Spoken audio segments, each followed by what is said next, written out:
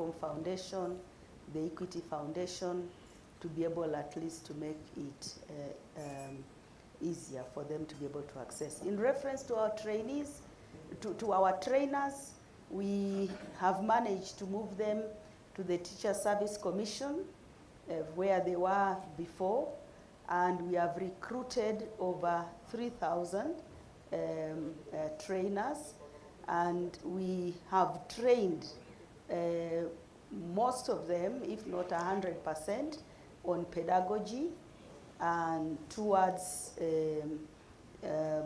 training the TVET at KTTC, or the Kenya Technical Trainers College. We also have enhanced access in terms of equity, where we now have 4 special needs TVET to allow equitable access for our training institutions.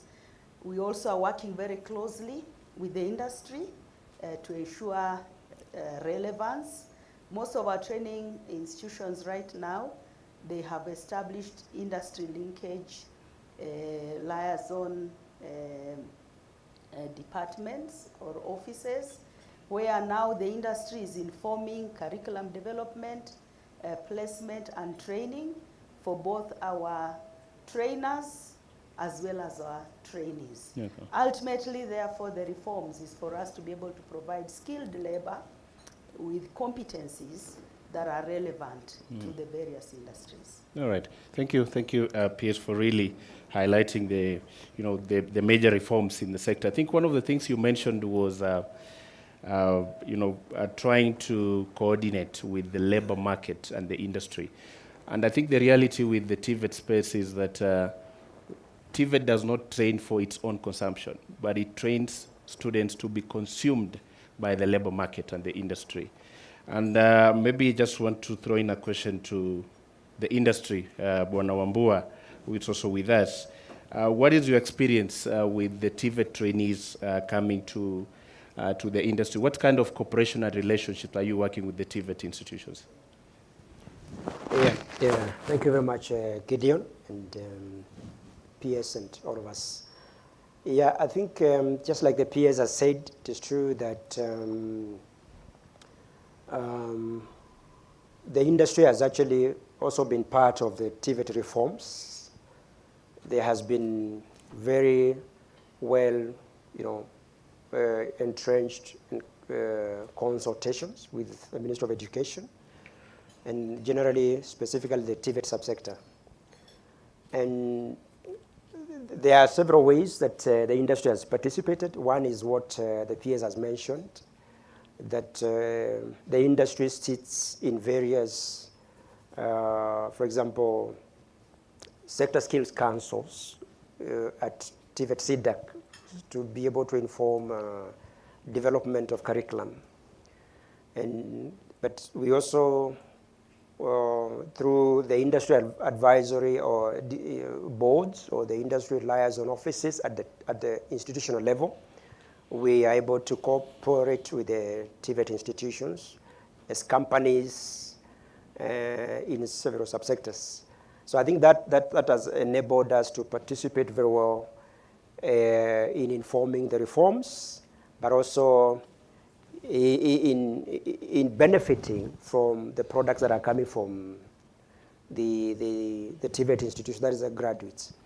And just like you have asked about the experience, yeah, definitely if you look at a typical company or a typical establishment, you realize that the owners and the senior managers and, or senior management is a bit lean.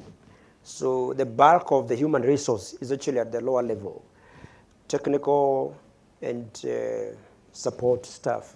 So you realize that a typical company will not employ very high level, very high level staff or human resource.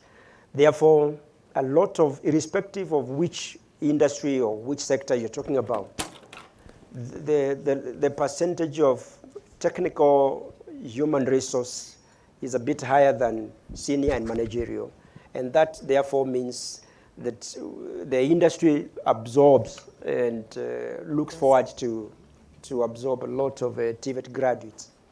And I must say that, yeah, in terms of experience, probably I do not want necessarily to compare, but I can tell you that the industry main interest in graduates is actually the competencies and the ability of a worker or a new worker, for example, to exhibit the technical skills or the specific occupational competencies that are required at the workplace. So I think we can vouch that without necessarily comparing, I think TVET graduates perform far much better in a work environment just because of their type of training or their focus in training. And I think that has also been helped by the participation of the industry in informing curriculum and also in advising. A lot of industry players are providing internship and attachment to, students, ongoing students. And therefore, this also helps us to probably be able to identify, even in advance, those that are doing very well at internship or at attachment level.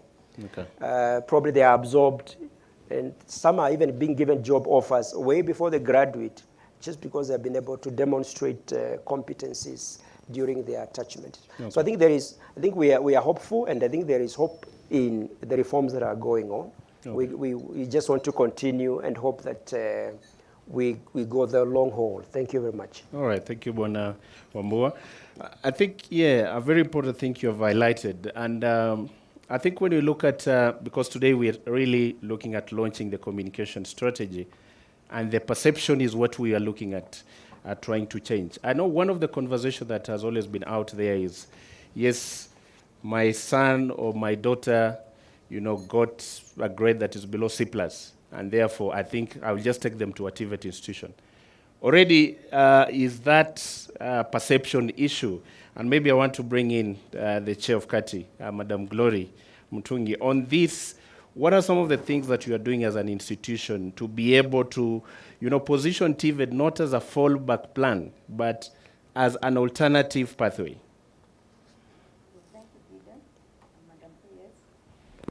As TVET institutions, we have positioned ourselves so that we are so attractive these days in terms of branding, the way the institution looks like, because most young people like to go to a clean environment, and the ministry has continuously funded TVET to rebrand.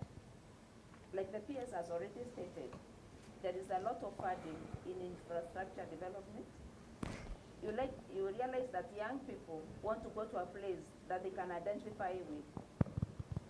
Currently, like in Nairobi TTI, in the last intake, we had students with above C+, who chose to come to TVET institutions instead of going to the university. One is because of the curriculum that is being offered in TVET institutions.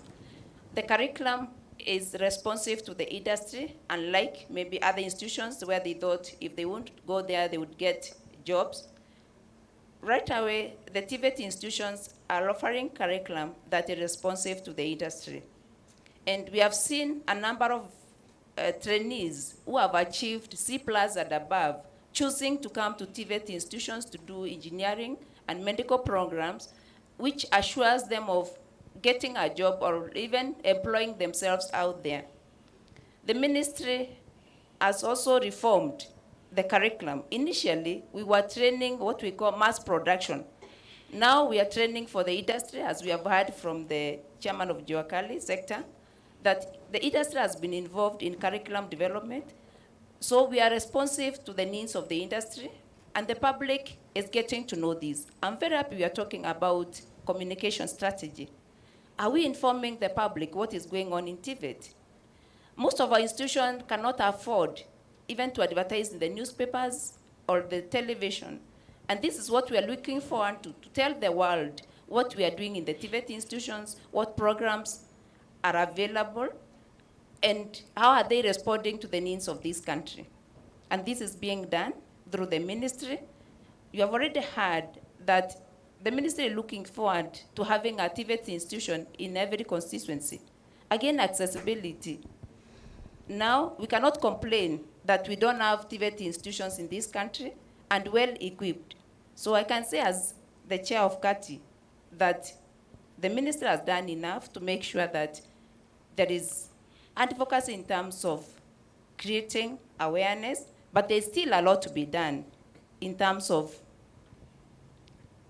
creating awareness and changing the perception of the parents. Okay. As a principal, most parents come even in front of their children and say, this child failed. That's why they came to TVET. And immediately I start by counseling the parent, not even the child, that they did not fail. They achieved what they are able to achieve, and they can move forward. They can start from the lowest level and move to the highest level. I have seen those who have moved from artisan to certificate, to diploma, to degree program, and eventually they can even achieve PhDs through the TVET system. So it is changing the perception of everybody, parents included, and the young people. Thank you, Gideon. Thank you, Madam Glory, on that. Yeah, and I think you have highlighted very, very importantly that that perception needs to be changed, and various advocacy strategies should be put in place. We also know we have also some private sector contributors that are also playing a role in enabling or facilitating TVET training, and I want to bring in Mr. Ndungu from KPA. So what are some of the contributions you are also playing to the TVET sector? Thank you very much, Gideon. I work for an NGO, like you said. CAP Youth Empowerment Institute is a skills training organization, and we would say we started 10 years ago.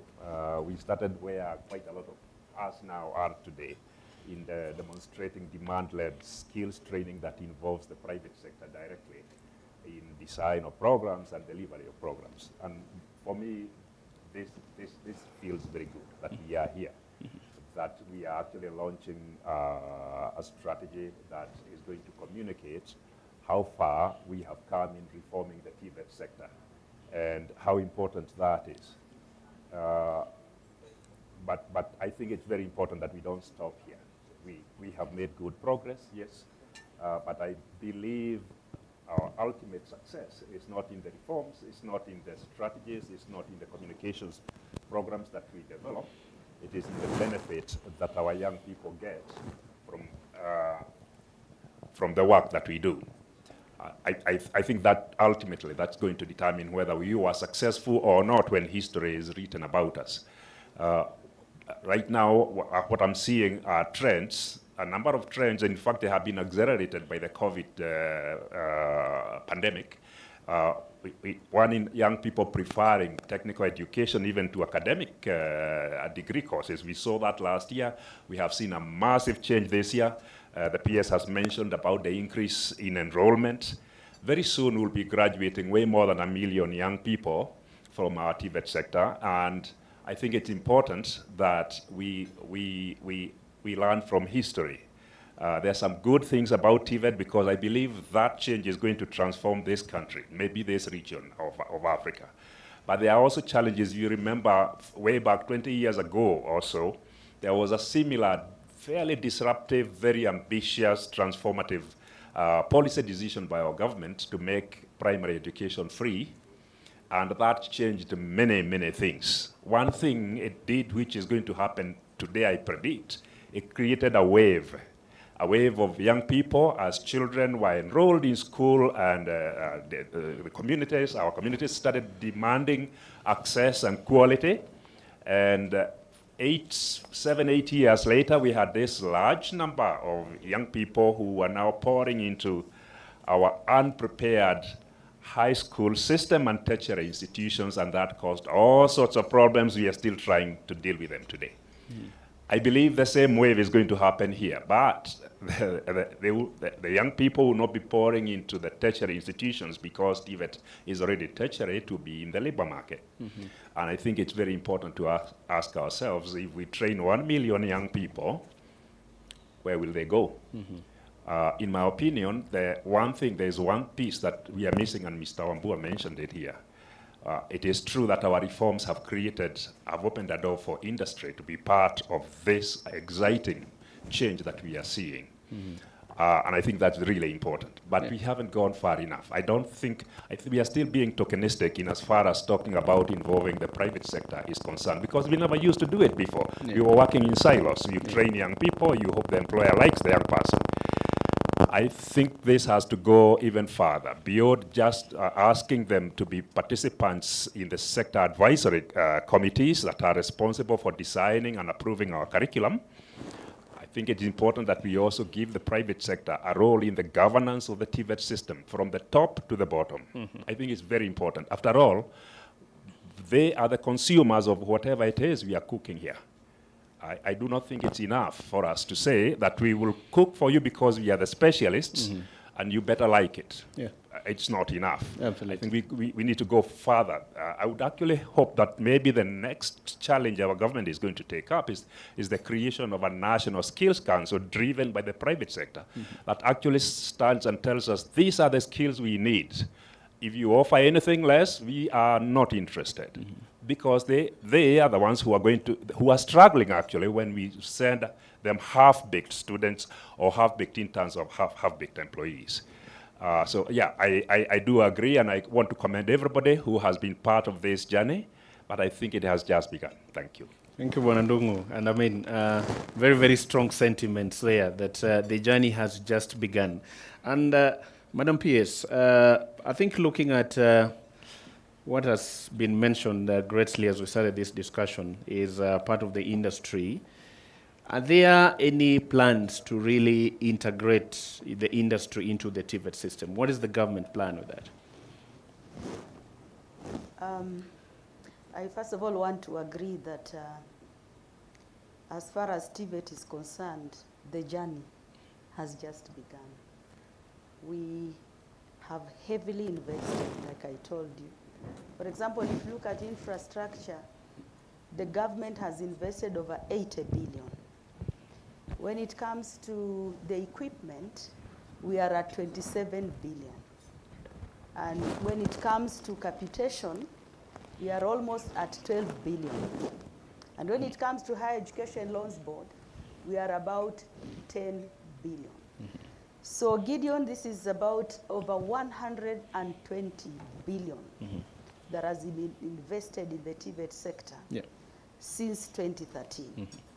And so therefore, it will be very important that the kind of trainee graduates that we release to the industry have the relevance competencies to actually drive the youth agenda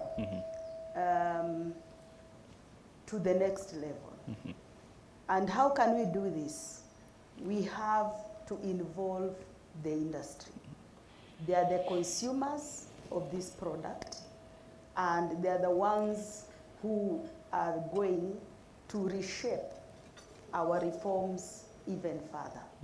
So one of the ways that we are envisioning and strategizing to ensure that we walk the path with the industry, and which has already begun, is to be able to come up with centers of excellences in the various thematic industry areas where there is a one-on-one interaction from the beginning in reference to the kind of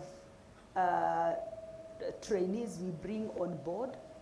So they'll first have to be placed in the industry to reshape their attitude so that they can be able from the onset to make their mind that do they really wish to be in vocational market? Do they really need to be in the technical market? And once we place them with the industry and we are able now to get the right attitude, we now admit them. And in the admission, we also want to bring the industry on board to even test and look at the attitude of these trainees that would like to enroll. Then we work with the industry through the path in ensuring that they also are coming to interact with these students, rather with these trainees, in terms of various talks on what is expected in the industry and what is expected of them. We also are wanting to bring them on board even in terms of the exams, to oversee the setting of the exams, to see whether they are also relevant, and even overseeing the practical exams to see whether they are also informing exactly the kind of graduates that they also need for the labor market. But ultimately, what we are looking towards is for our training programs to be industry driven. Already at the council and at the board, we have provided slots for the industry. And even at the ministry, we are looking into establishing an industry liaison desk, and we're also looking for regular engagement meetings between us and the industry. We wish, Gideon, and this is what we are envisioning to do, is for us to be ahead of the industry, so that the industry is a reference to us in terms of their professional development, but also the trainees are also relevant in terms of the trends and the technological advancement that are out there, both at local and at global level. All right, thank you, PS. And I hope this is a journey that we can be able to, to make it, meet its aspirations, because I think that is the reality of how TVET should be implemented. And I think from even what Mr. Wambua mentioned, that the sector is very willing to cooperate, and we'll be getting to details on how far in terms of your willingness to support the TVET sector. Ladies and gentlemen, we are also joined with one of the students who is a beneficiary also of a TVET training. This is Lillian Murugi, who is also in the audience. And I just want to invite her to also just speak a little bit on, she has gone through a TVET program, and just to understand what encouraged or what motivated her to really enroll into a TVET course, and what is she currently doing. So Lillian?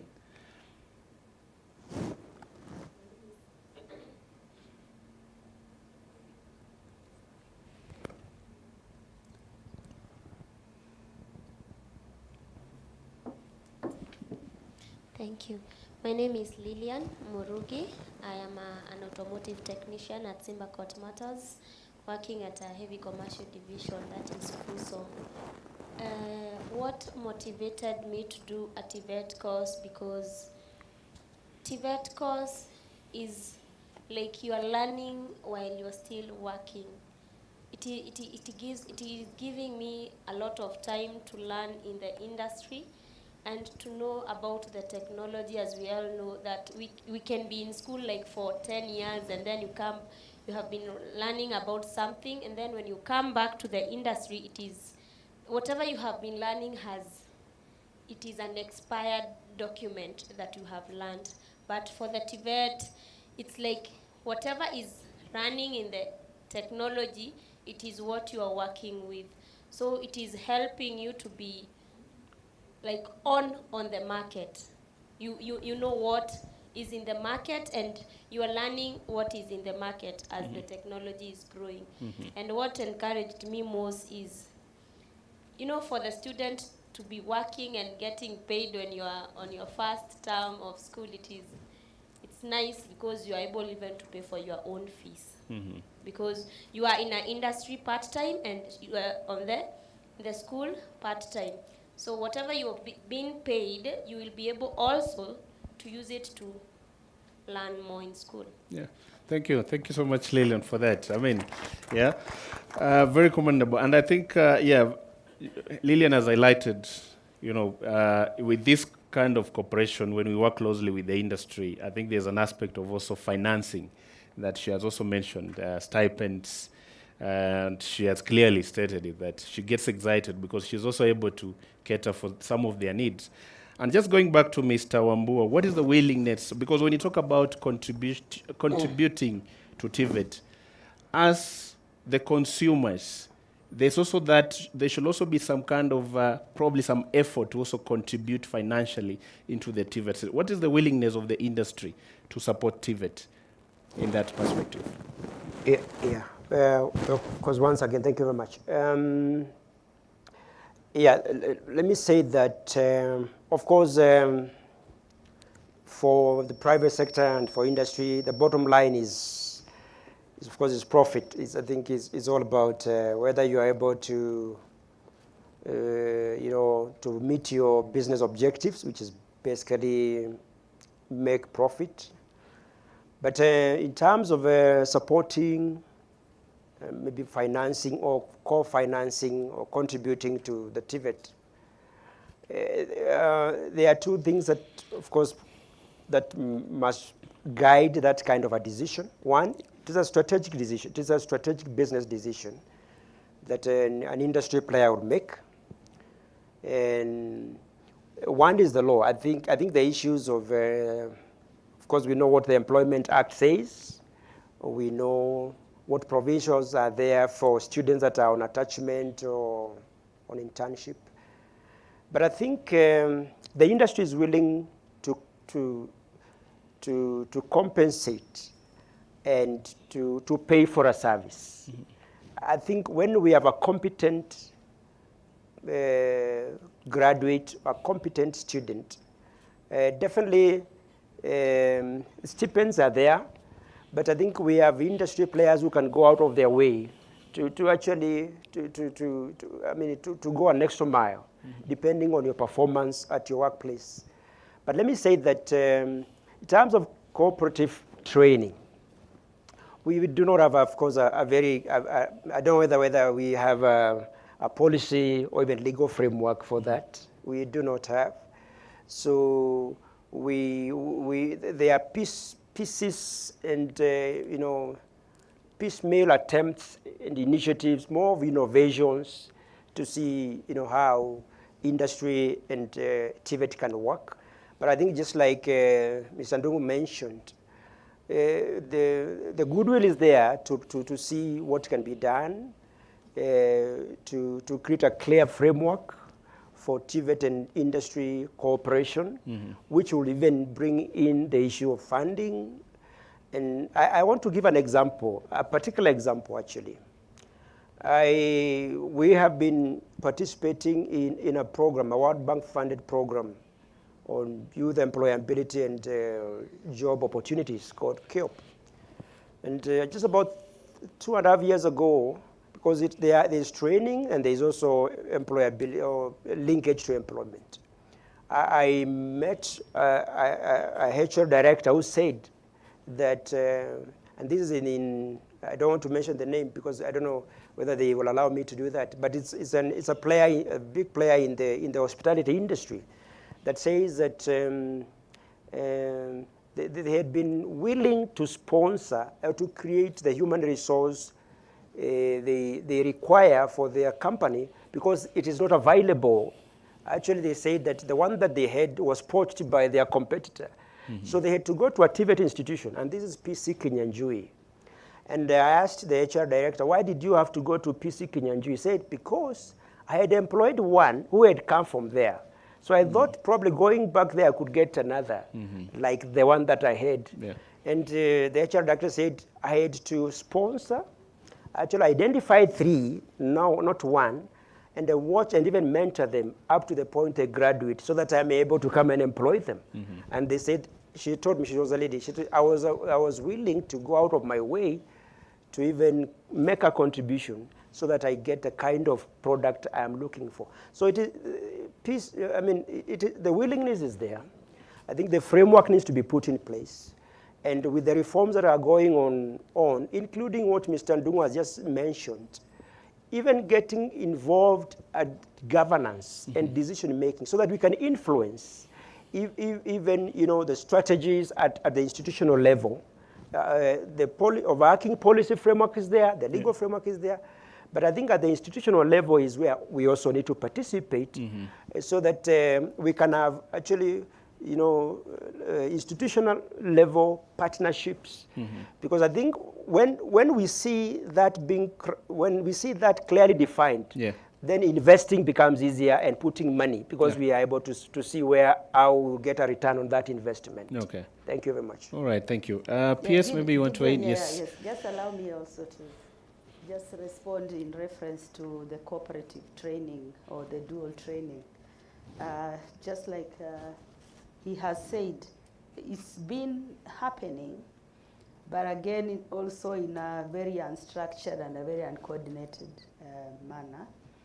So what we have begun, Gideon, is we are now coming up with the cooperative training or dual training policy that will also inform the legal framework in terms of the cooperative or the dual training regulations, so that in bringing on board the industry as our partners in training, they'll be able to appreciate their legal standing in terms of their entry and the contribution that they can give towards a very high level competencies and skills for our labor market. All right. Yeah, thank you for that. And I think Mwanaambua, that addresses the component of the policy framework, which is something that is cooking currently. And we believe that, I think as the PS has mentioned, that soon we'll have a policy in place that will be able to provide guidelines and the responsibility of every player to make the TVET ecosystem successfully. I think, maybe a little bit on the, I think we are currently in a COVID-19 situation, and this is something that has been with us for some time. What are some of the adjustment systems? I'm just going to Madam Glory. What are some of the adjustment systems that you have done as an institution and also at the institution level to be able to respond to the challenges with COVID-19? Okay, thank you, Gideon. And as you're mentioning, COVID-19 is a pandemic. It had negative effects in the institution because we had to go on recess. We went home for some time. And it's like it caught TVET unawares because we were not planned on online training before COVID. It had never happened before. But I can proudly say that immediately the PS actually convened a meeting and directed that we have to come up with modalities of engaging our students from wherever they are to use whatever method, whether it's WhatsApp, SMS, come up with order training. And we took up the challenge as TVET institutions. We started engaging our trainees online, but we all know mostly TVET is practical oriented. We were able to do most of the things theoretically, that is giving the notes and using various methods of transmission. But in the process, we have been able to come up with institutions even to host order training led by KTTC. I can say COVID made us start thinking about how we deliver TVET. The basic was even ahead of us because you could see the children learning through radio and TV. But for TVET, we had not even developed content. That is digital content that could be used for learning. But so far, I can tell you that we are engaging the theoretical part of it in the institution through online delivery. And thank God that now we are open. The practicals are being done in the institution. Okay. So what COVID has made us realize is that we have to look at different ways of delivering content, both virtually, online, and even developing videos that can be used through YouTube. And the good thing with online learning is the students learn at their own pace. They can keep on rewinding, like unlike when the teacher or the trainer is in class, you just train and that is gone. But when you develop digital content that is uploaded, the students can learn at their own pace and keep on even repeating until they get the concept. Okay. Yeah. All right. Thank you. Thank you for that. And I mean, I think clearly, and I think this was not just a local thing. I think globally we noticed that I think COVID-19 crisis really showed that most education systems were not really prepared, to support trainers, basically to deliver remote learning and use digital technologies. And I know there are some private contributors that also did something. I know KPA, on their perspective, there's also something you did on that. So, Bwana Kahio, please share with us some of the things that you were able to do on the digital literacy space. Yes, thank you very much. I believe we were one of the first organizations to develop a digital delivery platform for TVET last year after the COVID-19 pandemic hit us. And today it's being used by more than 200,000 people, not just within KPA, but now with the TVET sector. We have digitized 20 curricula now. We are working with, as we speak now, there is a team in our studio working to convert the things that they used to teach face-to-face into things that they can teach with when it's not possible for the student to be in front of the trainer, for example. And I also know there is an intense conversation and debate going on around us, and I'm able to hear some of it with people in the TVET sector saying this is not possible. That's one extreme, that it's not possible to train technical skills using a remote digital delivery means. To the other extreme is organizations like ourselves, who are now counting more than 3,000 young people who have finished our training programs using only digital means and who have transitioned into the labor market. And we are talking to their employers who are saying, yeah, they are no different from the group we used to get before. In other words, our young people are far ahead of the adults in as far as this is concerned. I would like to suggest that we look at this in a much wider framework, this disruption to the education system. And I want to explain it in one way. We have been doing a project funded by MasterCard Foundation, which is ending this year, sometime in 2019, because our desire has been to work everywhere in Kenya. We decided that we wanted to train young people in Mandera, from Mandera County. And because of security challenges, it was not possible to send our teams there to train them for any length of time. It was not even possible to hire people from there to do the training for us. So our solution was we would go recruit young people and bring them all the way to Thika or Kilifi. Those are the two places. We provide them the skills training. We organize for them to do the practical back home or in other parts of the country where there were opportunities to do so. Now, there's no parent who was going to let their daughter come all the way, 800 kilometers plus, to come and train. So we only managed to get young men. And they did very well, more than 75% of them. Many of them now, actually some of them are working for the county government, in Mandera, Wajir, and Garissa. Now, let's think today. That was 2019. Let's think today, if we were to do that today, with the delivery platform that we have created, with the content that is now being digitized, we would be able to train those young people right where they are, and then that means we'll be able to train young women as well as young men. So I know this disruption is going to cause all sorts of problems, but let's look at it as a leveler of the playing field. Yeah.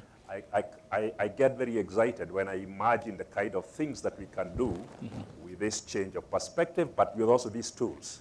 But of course, at the same time, the ball still comes back to our government.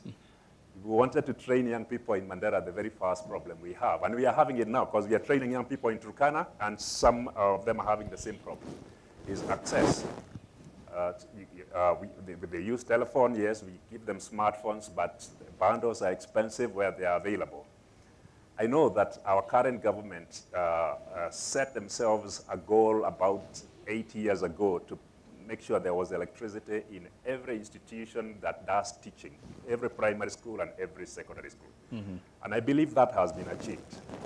Is it possible for the next government to say that we will extend broadband connection to every institution in this country? I think it's doable. I think even the technology now makes that possible. But that kind of infrastructure investment cannot be done by the private sector, cannot be done by NGOs or even funding agencies. Is the kind of thing, is the kind of massive transformational investment that governments are good at. And it's my hope that that is something that's going to happen. If it does happen, the young people are already 10 steps ahead of us. They are going to use that infrastructure, and we are going to actually see this trend that we are talking about today accelerated even further. All right. Thank you. Thank you very much. And I mean, yeah, PS, maybe you want to weigh in a little bit on this digital literacy, digitization, and government investment in infrastructure. Yeah, Gideon, actually, the COVID-19 and the corona disease was actually a wake-up call for us in the training sector. And not only to be able to live within the new norm, but also going forward to ensure that we are able to continue training. And so for us within the TVET sector, one of the reforms that we already have achieved in terms of the online training is we have in place the open and distance e-learning policy, that is ODEL. At the Kenya Technical Trainers College, we have trained over 2,500 trainers on open distance using the various pedagogy.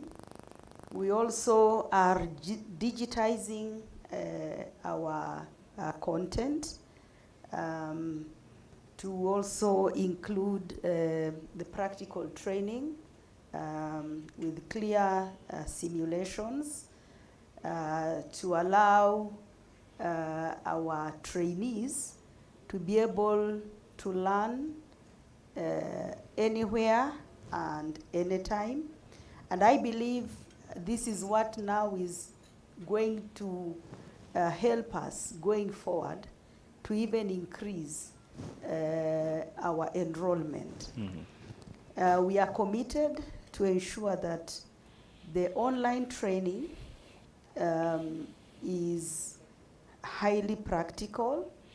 We are also committed in the development of our content to a point where we are also able to examine online. And to that extent, one challenge that we had is on the infrastructure that relates to internet connectivity. We have approached KNET to help us in terms of fiber optic connectivity. We are also engaging Huawei also to see how they can partner with us on the microwave connectivity.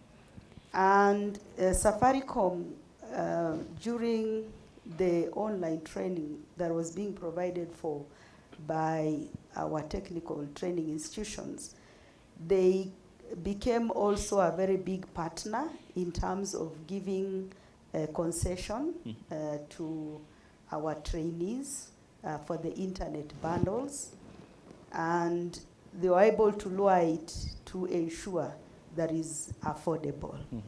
Of course, most of our trainees are also in remote areas, and some of them have challenges in access to gadgets. So this is also one of the challenges that we are deliberating on the possibility of how we can also make the gadgets like smartphones cheaper and more accessible. For our special needs TVETs, it was even more challenging when it came to online training. And we are now engaging to see how best we can also ensure that they're also able to participate by seeing a possibility of getting the special needs gadgets that can be able to help them to learn online. So we are committed, and we are moving well. All right. All right. Yeah, so I think, that is well highlighted, and I think Bwanandungu, clearly, the investment and the effort from the government, as the PS has highlighted, is very, very clear on that. And so Gideon, if I could also add, yes. For most of our national polytechnics, a number of them now have been fully equipped with smart classrooms. And these smart classrooms are technologically advanced, and now to also provide this online training to our trainees. All right. Thank you, Madam PS. So just looking at one more question to Lillian, just to understand, as a student, you interact with your peers. What do you think should be made or should be done to make TVET attractive to the youth, from your own perspective and from the interaction that you have had with your fellow peers? Thank you. I think there are a lot of things, and I was really waiting for that question. I think that was my major question. Because I will start with what he has said of how they were not able to bring girls. I feel the pain, because as a woman, I would really like to hear, like, we brought 10 women and 2 boys. And being the major challenge that the parents could not have allowed their kids to come to study, it's a very big challenge. Like, I don't know what you guys need to do about motivating women in TVET industry, because TVET, it is more of technical, more of getting tired, and we are used to sitting down and reading books and going to campus and looking for reception job. That is what the society earlier was seeing women as: receptions, customer service, but now sisi ndio tuko. The technical ladies, we are the one that we are in the industry right now. Like, the first challenge, and I would like the TVET to look at, it is when it is time for the induction, the period for induction. Because they will always say that we need, like, if you go to a certain company, they will say, like, we need 5 men and 2 ladies, because they believe maybe it is not possible for them to be able to do a certain job, and they will exclude some because they think it is not possible for them. I think that is also what I would like TVET to underlook, to see how they can do about that. And again, it is about, I am done with my TVET, I have done grades, all the grades, and the problem is now going forward. When you go to look for a diploma, they will always ask for KCSE certificate, but they will not look for what you have done for the dual training. Actually, I have not gone there to do maybe practicals, because I have done all the practicals. I'm actually there for maybe a theory, but it has been a challenge, especially for me, to go to another level. Because if you explain to them about TVET, most of the universities and the colleges doesn't understand what I'm talking about. When I tell them I have gone through the TVET program, they don't understand. They don't know where to put me in. So I will start like I would have started when I was exactly from Form 4. So they don't know where to put me in. So I will go through the same years doing the same thing that I have been doing in TVET. Yeah.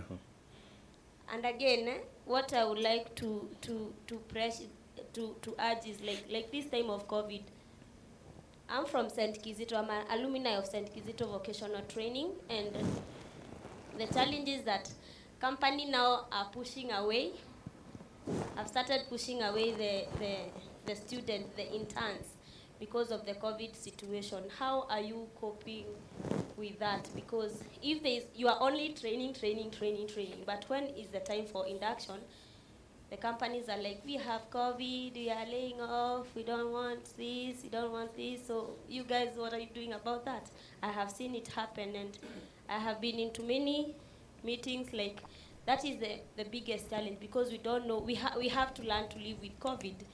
So if we don't learn how to induct our student, even after doing their induction at TVET, to go to the company because of COVID, then I'm worried. Yeah. Because I don't know when the COVID is going to end. It's like we have to learn to stay with it like AIDS. Yeah. Yeah. Very important. And I mean, something she has highlighted, which, again, the communication aspect, and I want to bring in the PS, that there is a belief that TVET imposes a glass ceiling on progression. Is it a perception? And I think she has highlighted the exact challenge that they face when they want to progress to higher levels of learning. Madam PS. First of all, I just want to, before I respond to that, Gideon, is what we wish to do going forward so that our youth find our TVET programs relevant is for us now to have a youth engagement platform.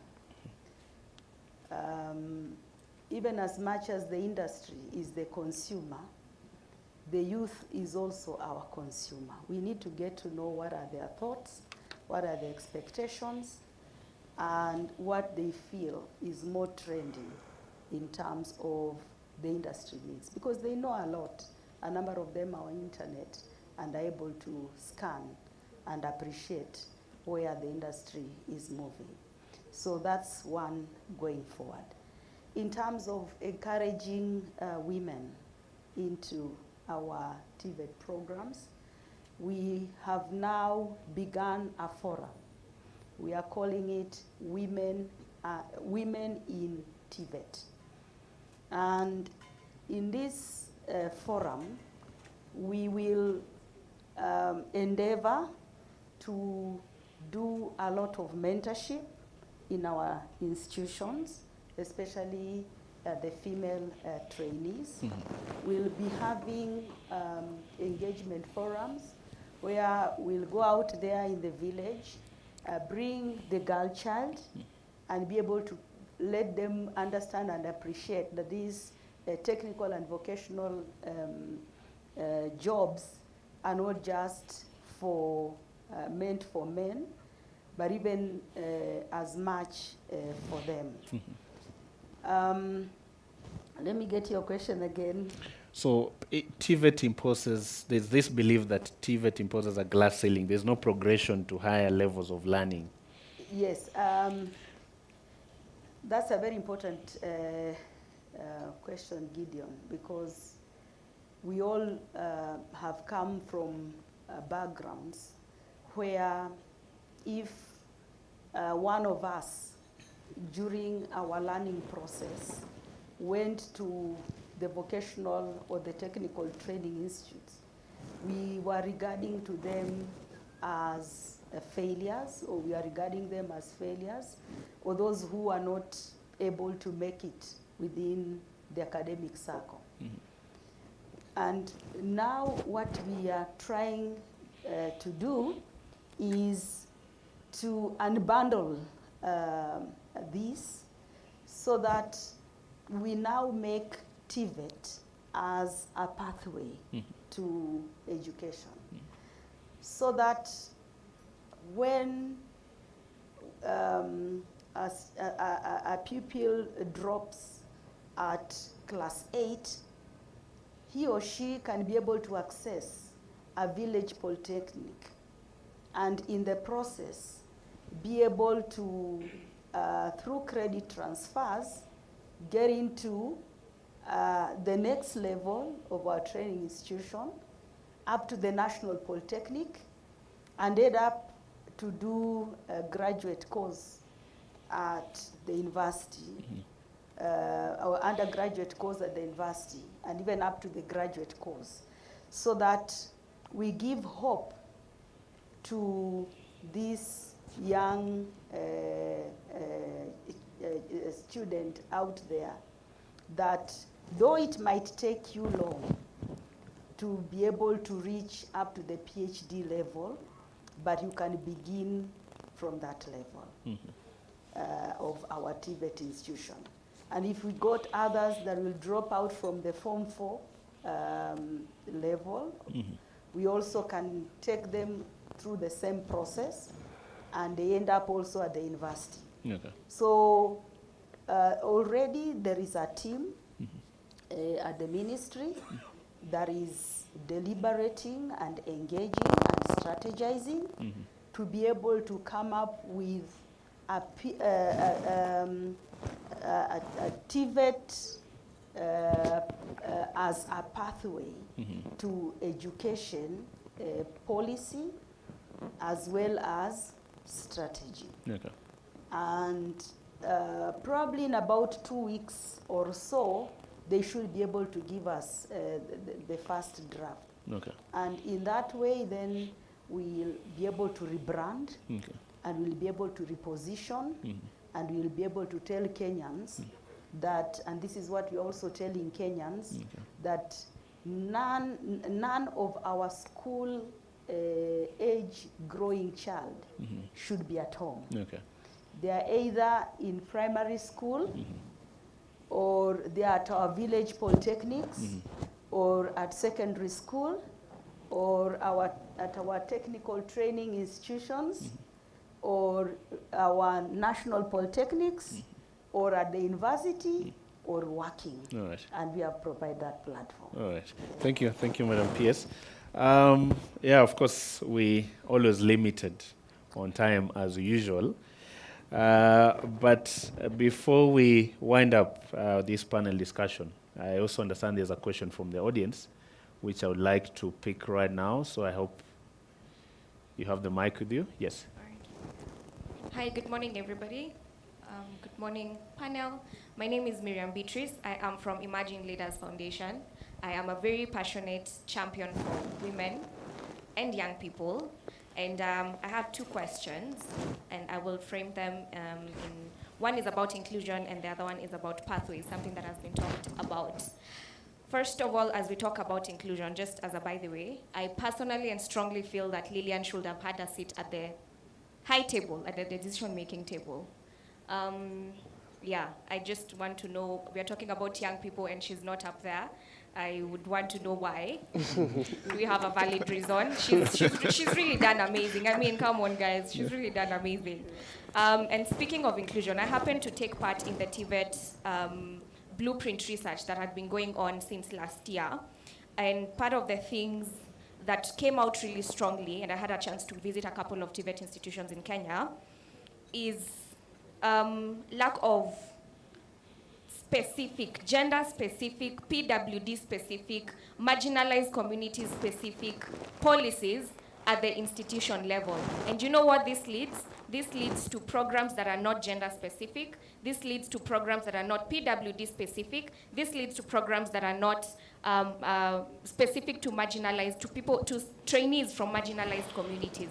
So when we are saying a lot of women, a lot of young women are not taking up STEM programs, is that in that particular TVET institution, if it is in Kabete or Nyangoma or you name it, we don't have a specific policy within the organization to say we are taking this number of young women, we are taking this number of PWD, we are taking this number of people from marginalized communities. And I'm so glad that today we are talking about the National Communication and Advocacy Strategy. I really hope, and maybe I'm asking my question too early, I really hope there's a specific segment to address gender-specific, PWD-specific, and people from marginalized communities, so that these specific groups will be able to get this communication strategy in their language, you know, something that is direct to them. Do we have affirmative action for our young people, for our young women? That is on inclusion. Also, PWD, I had a chance to speak to parents with autistic children. This is just a very far-off example, autistic children. And you know what they were saying? Our children can't even graduate from primary school to TVET, because number one, we don't even have trainees, or not trainees, trainers who understand autistic kids. So when we are talking about, again, this communication strategy and everything and anything around TVET, are we keen and intentional to sit and understand their specific people, their specific group of people that need attention? So like the autistic kids, for example. I could go on and on and on and on and on, but I don't want to do that. I have a solution to the TVET pathways. Yes, the TVET pathways. And progression to the next level, yeah?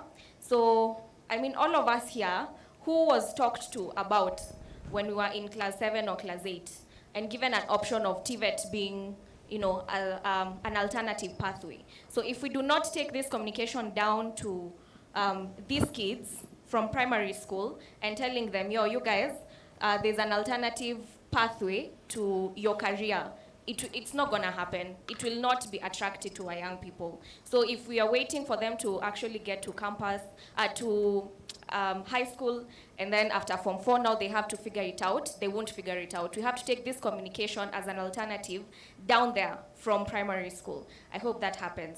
Finally, I know we are launching the strategy today, and it's an amazing thing, and it's commendable.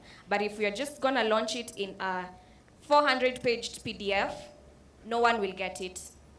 The young people are not interested to read these very intense documents. And as Emerging Leaders Foundation, we are happy to make it youth-friendly for TVET so that our young people understand what TVET is actually happening.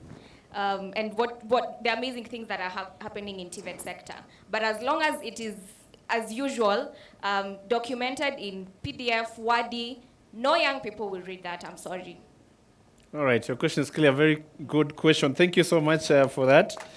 I mean, yes, so we will, of course, provide opportunity for the panel to respond on this.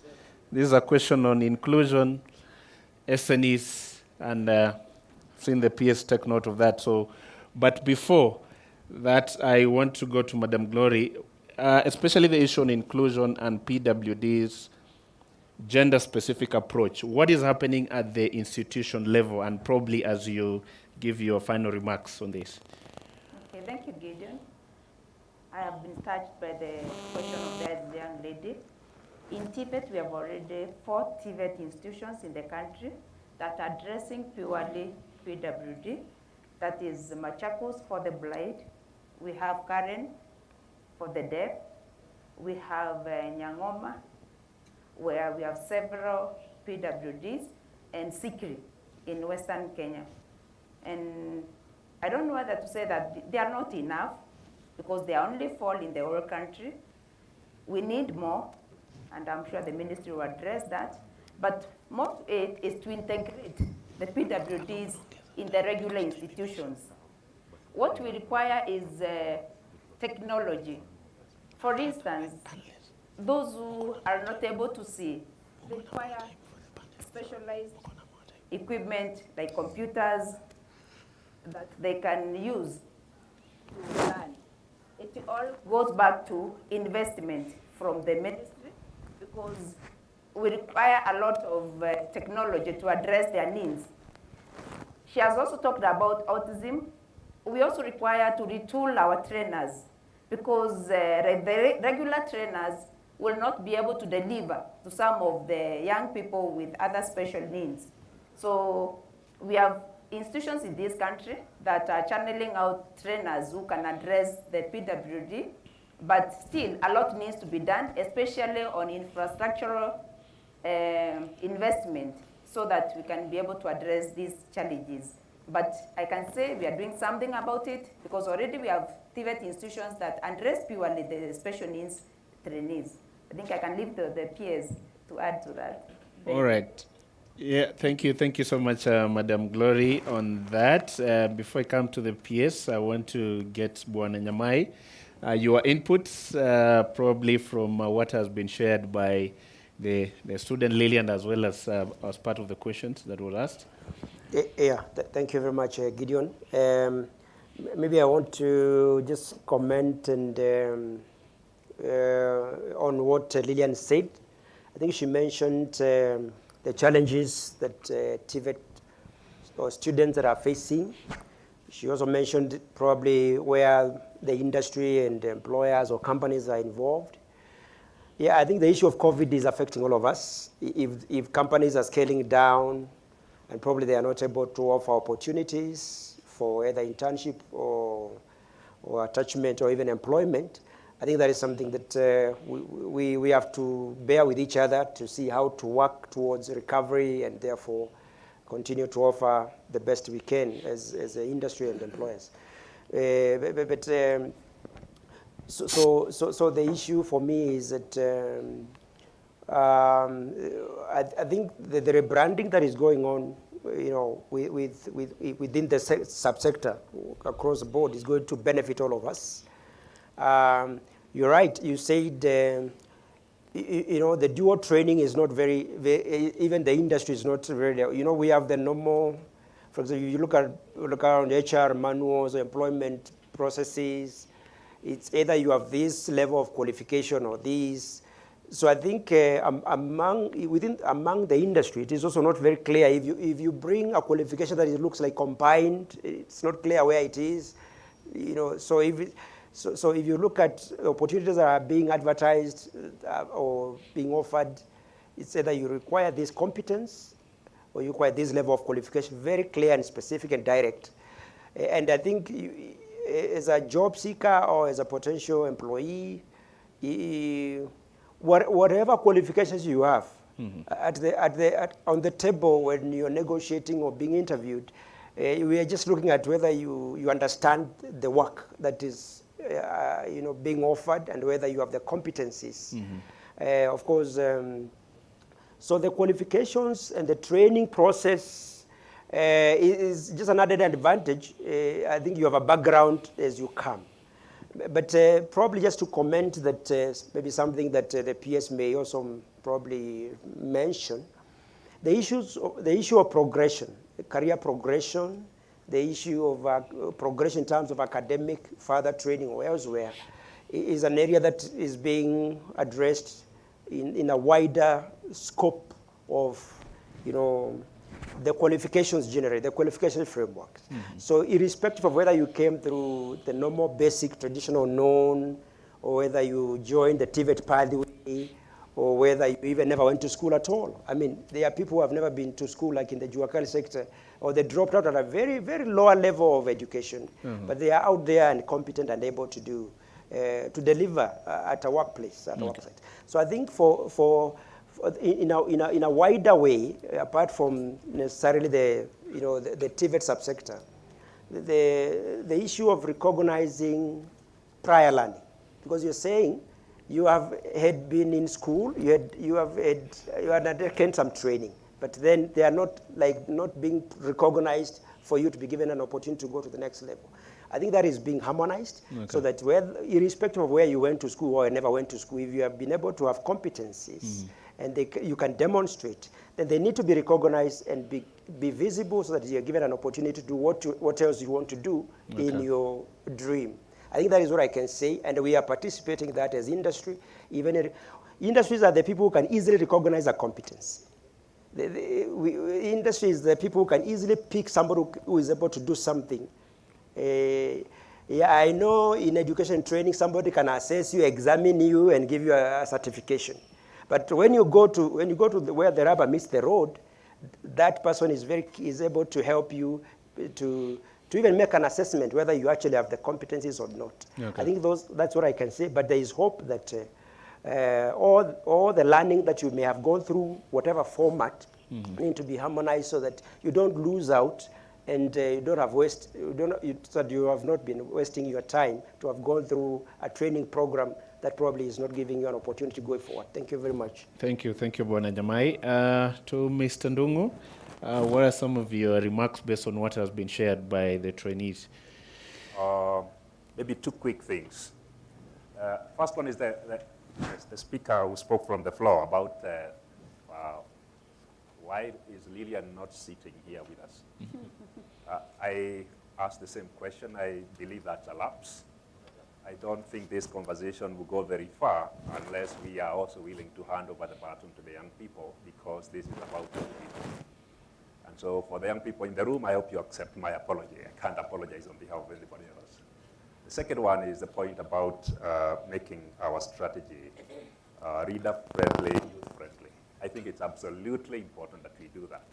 I recently spoke to somebody who works as an editor in one of our major dailies, and I asked her, why is it that we have so few stories about TVET in the newspapers? And we have stories about this universities, about primary school, about CBC. And she said, you people are boring.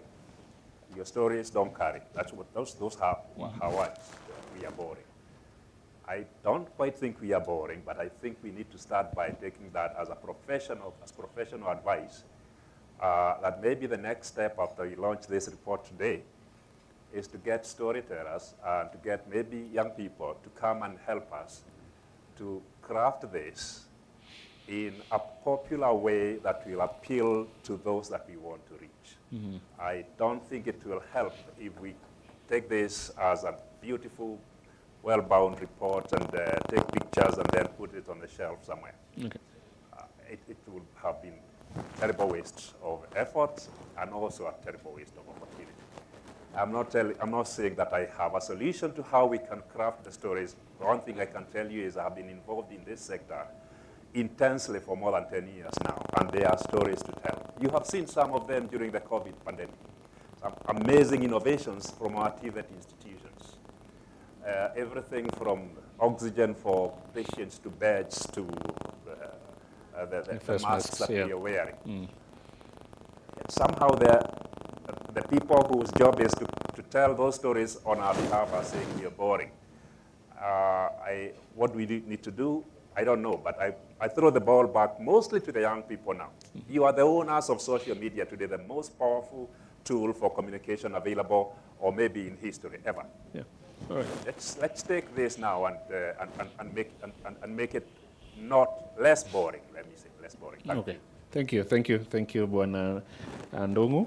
Yeah, so as we come to the end of the panel discussion, I want to invite the PS just to also react to some of the questions that have been asked. Madam PS. Gideon, I just want to tell the audience and Kenyans that the journey has begun. We are now launching the TVET National Communication and Advocacy Strategy. And I believe this is one of the entry point innovations that are now going to position our TVET and the TVET sector at a very higher notch to allow engagement and to allow content that can be able to make our programs and our activities more attractive and more inclusive.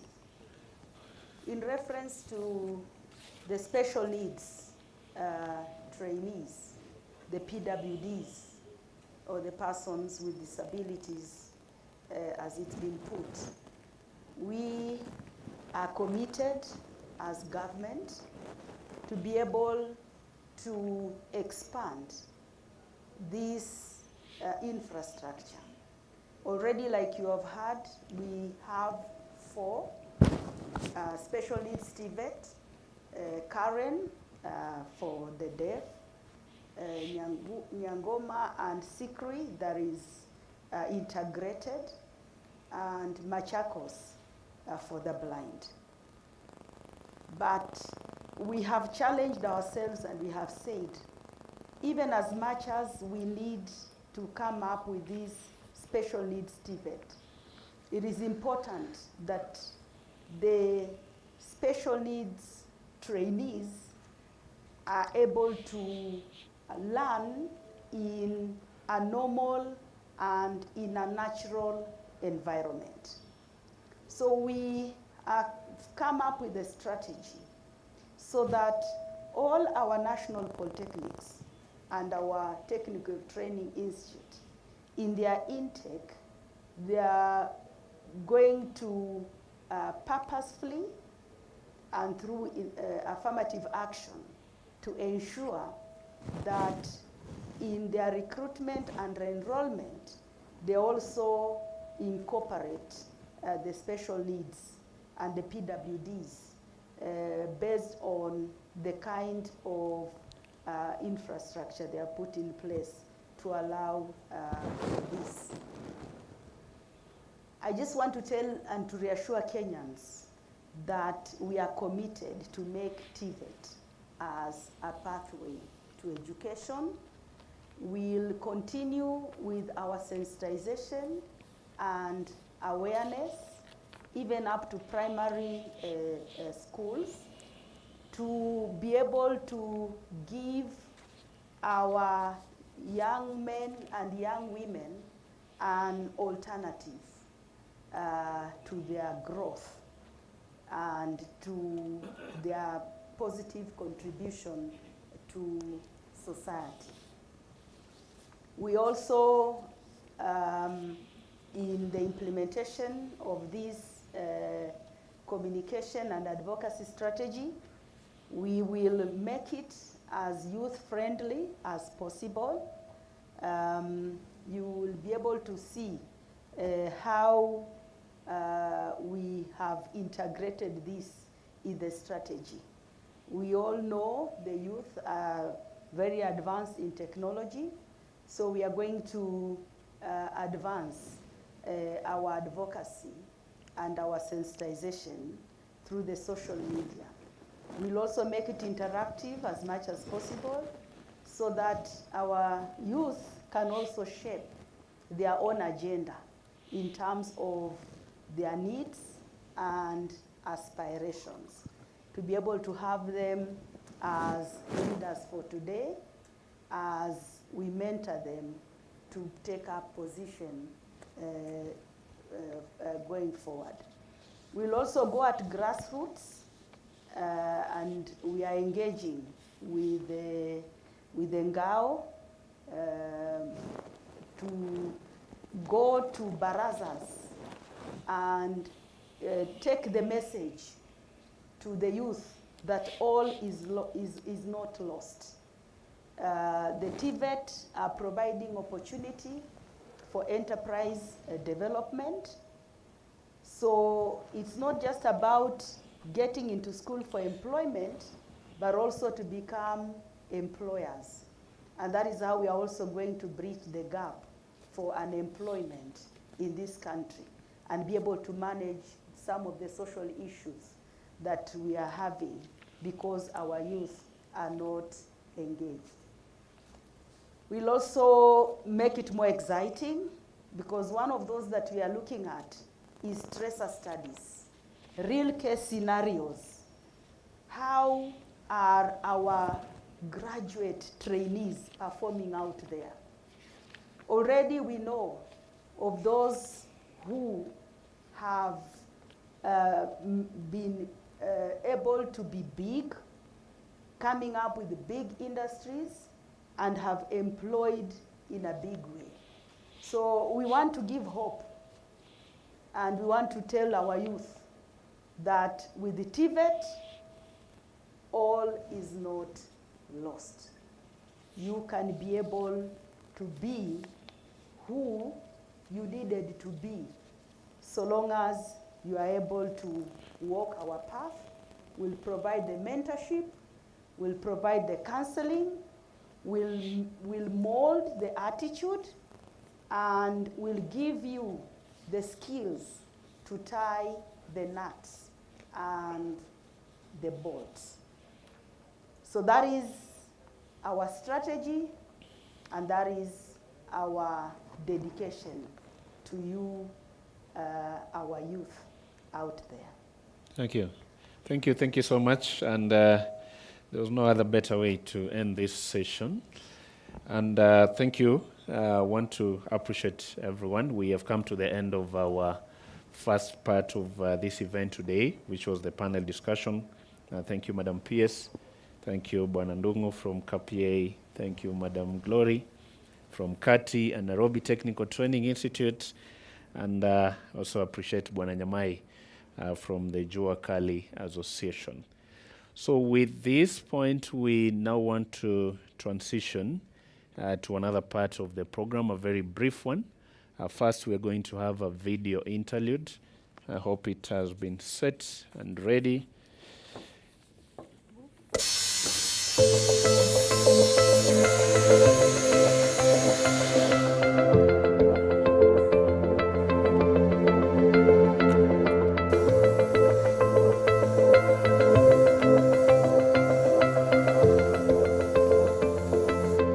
The TVET sector is a very critical sector in the Kenyan economy, and it is really I must say it's really the storage for the skilled manpower that this government has to tap into.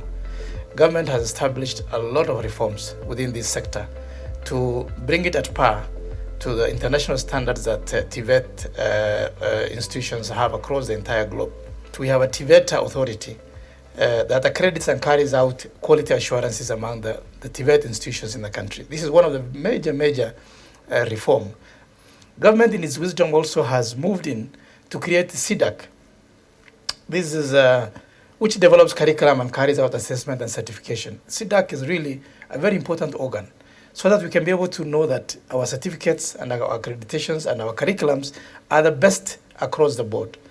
The other organ that the government in its wisdom has created is the Kenya National Qualification Authority that brings harmonization and qualification across the various education levels between TVET and the universities across the country.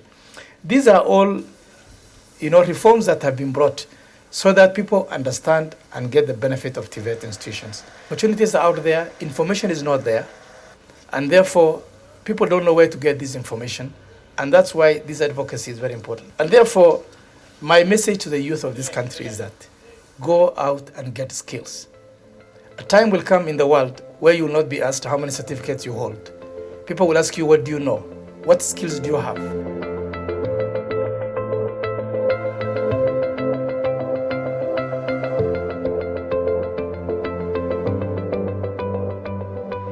Despite these numerous reforms, and despite the kind of investments that the government has so far done to the TVET sector, very little is known in the public domain. So the development of this communications and advocacy strategy will actually help us to be able to enhance awareness. It will also help us to demystify the myths about TVET training in Kenya. And the National Communication and Advocacy Strategy will also help us to establish a shared vision for TVET communications and advocacy. But in addition, it also helps us to ensure that communication and advocacy approaches by different stakeholders are executed in a sustained, coordinated, and organized manner so that we can help shift the public perceptions and also sensitize the public to be able to embrace TVET. So I call on all partners, the private sector, the ministry colleagues, the civil society, the development partners, and the media to support us to be able to spread the messages that TVET is indeed the future of skills development with a linkage to the industry and the needs of society. The issue of half-baked students being released into industry has been one of the continuous concerns you hear being raised in the job market. This has been mainly because a lot of the graduates who go into industry do not have practical on-the-job skills. A lot of the programs have been, first of all, designed without industry input, so the curriculums don't take into consideration the developments in industry. And a lot of the programs have also been delivered either theoretically or through sometimes outdated machineries, and you find that technology in industry has shifted. So the program that we have been running is a program to try and close that gap so that we ensure that by the time graduates are getting into the job market, they have had practical experience under people who are on the job. What that means then is that they are able to learn, they are able to implement what they have learned in school, and that then makes it possible for them to be more holistic and all-rounded by the time they are getting into the job market. Things are changing slowly by slowly, but we need a lot of sensitization to the parents and the public to realize the importance, and also to make them realize that it's not only failures who come to TVET, and then also to give success stories of people who have gone through TVET and they are doing very well out there in the industry.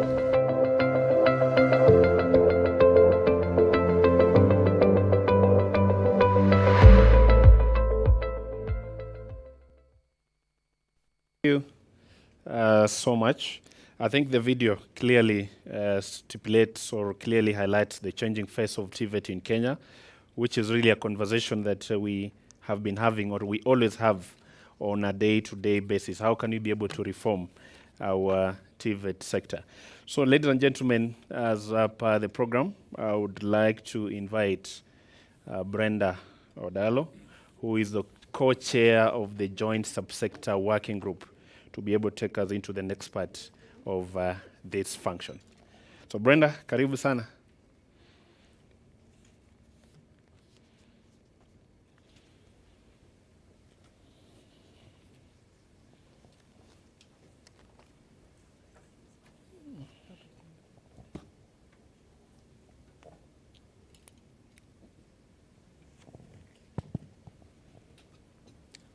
Thanks so much, Gideon. Well, hello everyone, and I hope you are all as enriched as I was by that very able panel.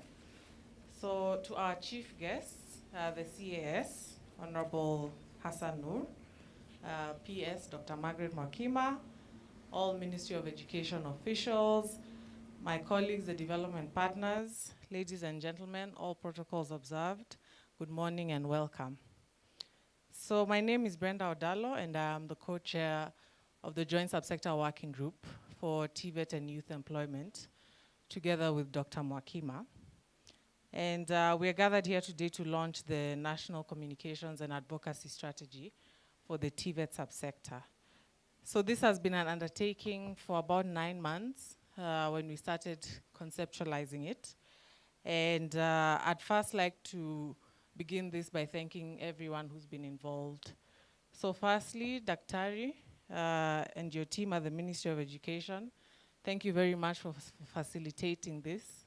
The TOVA international team, who've been quite the champions in taking this forward. Thank you so much for being adaptable and flexible through this process. To my colleagues, the development partners who provided technical assistance, and especially the MasterCard Foundation team and GIZ, who are very generous to offer their financial support. Yes, as has been mentioned, this strategy was co-developed together with the State Department, and the basis for it was the recognition that the ministry's efforts, reform efforts to try and transform the subsector were many but unrecognized and even under-communicated. So we sat down together and we tried to come up with something that would kickstart that process. And we thought, how about we communicate what has been happening and also go a step further and try and change the negative stigma that has plagued the subsector. I'm sure all of you are aware, and it has also been mentioned, that it's sometimes looked at as an alternative for failure. So if you couldn't make it to university, well, that is your other option. And I think we can all agree here that it is very central to socio-economic development of the country.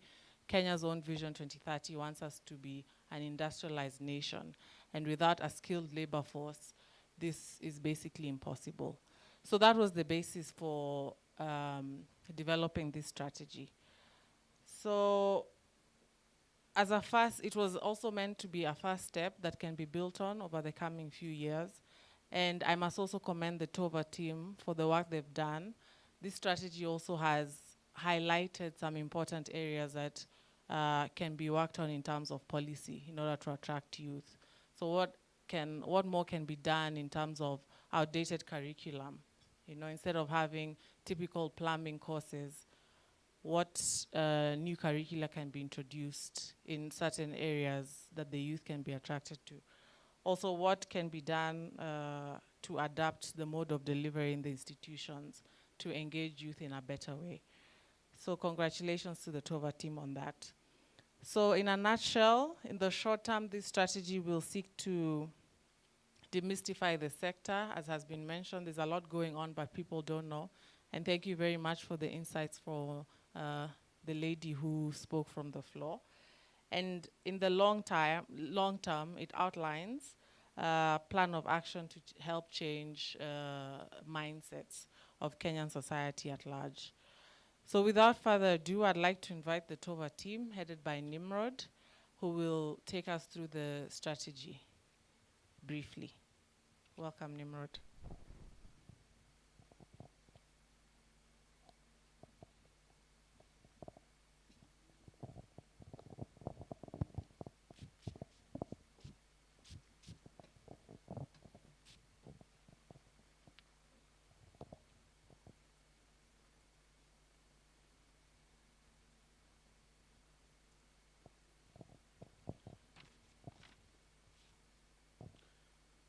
Chief Administrative Secretary, Honorable Hassan Noor, Madam PS, Dr. Mwakima, development partners, distinguished guests, my colleagues at TOVA International, all protocols observed.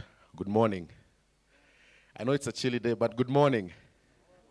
My name is Nimrod Maina from TOVA International, and my colleagues and I are here today to take you through a summarized version of the National Communications and Advocacy Strategy for the TVET subsector in Kenya. We'll start by acknowledging that indeed a lot of efforts have been made to rehabilitate and modernize the subsector in Kenya. So a lot of efforts, ladies and gentlemen. Good job. You can give yourselves a round of applause. Come on, you can do better than that. I know it's a chilly morning. However, TVET still remains unattractive to many Kenyans. And there's a lack of streamlined communication about, in and about the subsector, and a lack of awareness about employment opportunities, hence denying people the reason to believe. There's been poor media coverage, I agree with you, sir, and low awareness and misconceptions about TVET. However, to effectively rebrand and reposition TVET in Kenya, all stakeholders need to buy in. The key is all stakeholders need to buy in. And the detailed NCAS provides a broad framework that will guide the communication of the rebranding and repositioning efforts. So the 3 key steps in this exercise involve listening to your target audience, making the relevant changes or improvements to your brand, and then asking them for another chance. This basically ensured, for this to be successful, we need standardized and effective distribution of communication, buy-in from all, and I repeat, all stakeholders involved, addressing key stakeholder concerns and fears, highlighting the role and importance of each stakeholder in the implementation of this NCAS, or NCAS, as well as constant monitoring and evaluation for continued improvements. So the methodology adopted in this process, as Brenda said, took 9 months. We first engaged in desktop analysis, focus group discussions, key informant interviews, and I want to recognize your support because you were able to give us your time in the various touch points of the process, questionnaires and sampling, stakeholder forums, data analysis, and then drafting the National Communications and Advocacy Strategy. And then we were able to present the strategy for validation, and that is why we are here today. So some of the key research findings, and I'll agree with the lady from the leadership forum, that it's quite manly. There's not much representation across the various stakeholders, women, PWDs, etc. There are many partnership opportunities for various stakeholders. Media coverage is often ad hoc and event-driven and rarely analytical. And I agree with you, Mr. Kahiho, where you said someone told you that it's boring. There's a lack of synergy between multiple organizations in the subsector, and an unstable school-to-work transition is a key concern, an unstable key school-to-work transition. There's a need to demystify and close the knowledge gaps on TVET, as well as a need to address the key stakeholder concerns and fears. Another finding, some of the other findings from the research is that there's a need to strengthen two-way communication in the subsector as opposed to one-way conveyance of the same. There's a need for tailored and targeted and localized communication to each and every person at their own level, as well as training journalists on how to report on TVET, because you can have good messaging, but if you don't know how to communicate it, it will not be as aspirational. So the ministry speaks to various stakeholders. It's not a one-size-fits-all. It's basically answers the question, what's in it for me?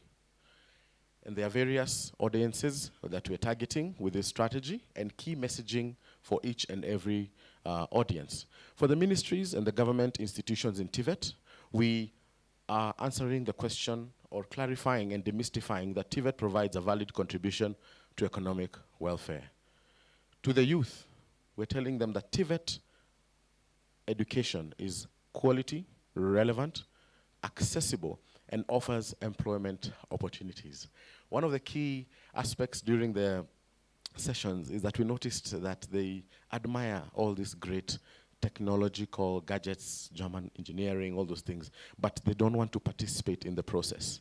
And ladies and gentlemen, we have to get our hands dirty if we're to be able to drive the cars, or rather even make the cars we admire. To the development partners, they need to understand that TVET is a key driver for sustainable development. For the learning institutions, which are quite key, we need them to understand that TVET is essential in giving Kenya a qualified workforce. To the industries and the private sector, an understanding and appreciation that TVET provides a skilled and educated workforce that ensures economic prosperity. Thus, it is worth investing each and every coin. To the media and the opinion leaders, we want them to appreciate that TVET provides quality and socioeconomic impact on society. And to the general public, we need them to understand that TVET is a good education choice, sio mbaya, na sio ya kufanya when things go south in life. It is relevant, it is accessible, it is sustainable, and provides job opportunities and income perspectives. So that's the key messaging across each and every person. And I like the comment from the lady that it's not a 400-page document. Just to clarify, it's only 70 pages, and it has a popular version of infographics, which is about 2 to 3 minutes read. So be on the lookout for that. So straight to the implementations, recommendations, and the conditions of the strategy. Because it's one thing to have a powerful strategy, but the outcome is in the execution or in the implementation. So the strategy will be implemented in 2 main phases across or over a period of 3 years. The first 18 months will focus on demystifying TVET and creating awareness. We need to unpack TVET. We need people to understand what is this. The second phase will focus on long-term behavioral and attitude change. Remember, if you change your attitude and you change your behavior, you'll be along the journey to success. Thank you, Madam PS, for that. It's encouraging to see some people smile at you so that you know you're on track. So if you see me, just smile kidogo. In terms of our recommendations, we are recommending an establishment of a communication function to manage the implementation of the National Communications and Advocacy Strategy. Now, this is a dedicated team. We don't want to add it as an incremental KPI to someone whose plate is already full. We need someone who thinks, sleeps, dreams, eats TVET implementation of the strategy. Thank you for that. In my line of work, we call it laser focus. The second recommendation, deliver communication from a branded platform. Of course, we just don't want to communicate it without a premise, but we need a branded platform of the same. Another recommendation is to pre-test communication material. Now, one of the challenges, especially of people in my field, is that we put in so much effort behind campaigns, and we believe that it is right. And if people are not perceiving it right, it's their fault. But no, you have to pre-test, because in marketing we say perception is reality. So don't say that they're perceiving it wrong. That's the reality. We need to pretest. If it's not working, change it. Yes, adopt something else. Implement a branded and phased public communication program. Don't just bring all the messages kabang at once. Just like a good dinner, it's 3 to 4 courses. So we need to phase it. Another recommendation is to create a media plan for all communication, and that speaks to structure. And the last, of course, is to implement TVET awards. Now, among the youth, like Suvlili and myself, I'm also quite young. We tune in to awards like BET, Mamas, you know, and we really aspire to be those people we see in the media. We need to have TVET awards to be able to give the youth a reason to believe. We need to appreciate these people each and every year and show the process and the outcome. Around social media, you've been seeing memes around how it started versus how it's going. Such kind of communication. Lastly, you can have a very good strategy, but it needs the support of enabling environments. And the conditions for this to work, number one, all, and I say all stakeholders in the TVET subsector have to buy into the importance and the value of the national communications and advocacy strategy, as well as play their roles in implementation. We don't want to shelve it. We don't want to put it somewhere in a nice office and say, yeah, we did this. We need buy-in across all stakeholders. Number two, adequate resources need to be committed to the implementation of this strategy. Of course, you can have a good strategy, the attitude, the desire is there, but without the funding, it'll lack the fuel to flame the fire. Number three, capacity building among key players needs to be strengthened. Number four, stakeholders need to work together. I'll repeat, stakeholders need to work together. Let's kill the silo mentality, tushikane, tuungane, so that we change the future. The benefits, reforms, and importance of TVET should also be communicated in a way that the target audience sees how they individually benefit. This is very important because if you speak to person X in a language that person Y understands, there'll be a gap. So we need to really target tailor-made messaging to each and every touch point. Communication efforts are only as good as the efforts they support on the ground. Overpromising and under-delivering is going to risk discrediting the rebranding and repositioning efforts. That means we need to do what we say. Kusema naku. So we have submitted our strategy, a 70-page document, as well as an infographic, which is a popular version that the youth can just peruse on their phones. And we hope that the strategy is going to be implemented on time, in full, without error, for the betterment of society and the changing of our lives. Thank you so much, ladies and gentlemen.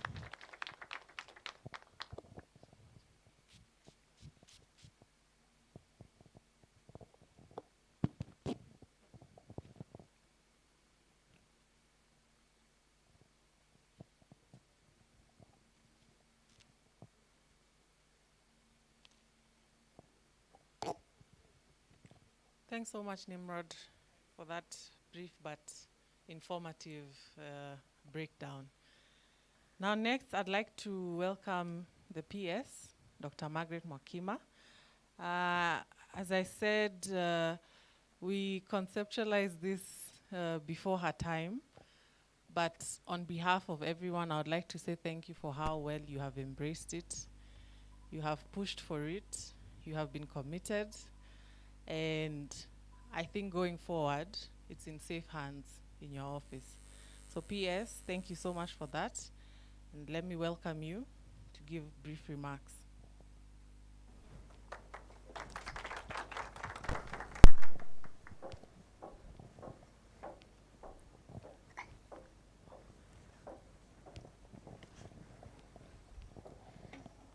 Thank you, Brenda.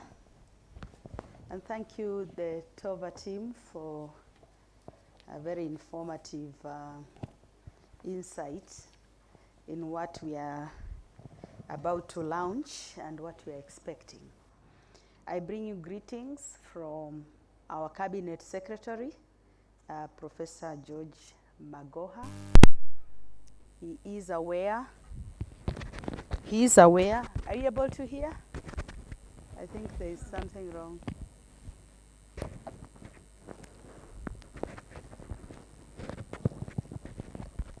Is it able? He is aware that we are here this morning. He really wished to be together with us, but because of some engagement, he was not able to. Our Chief Administrative Secretary, Honorable Hassan Nur Hassan, Dr. Kiprui Langat, our Director General for TVET Authority,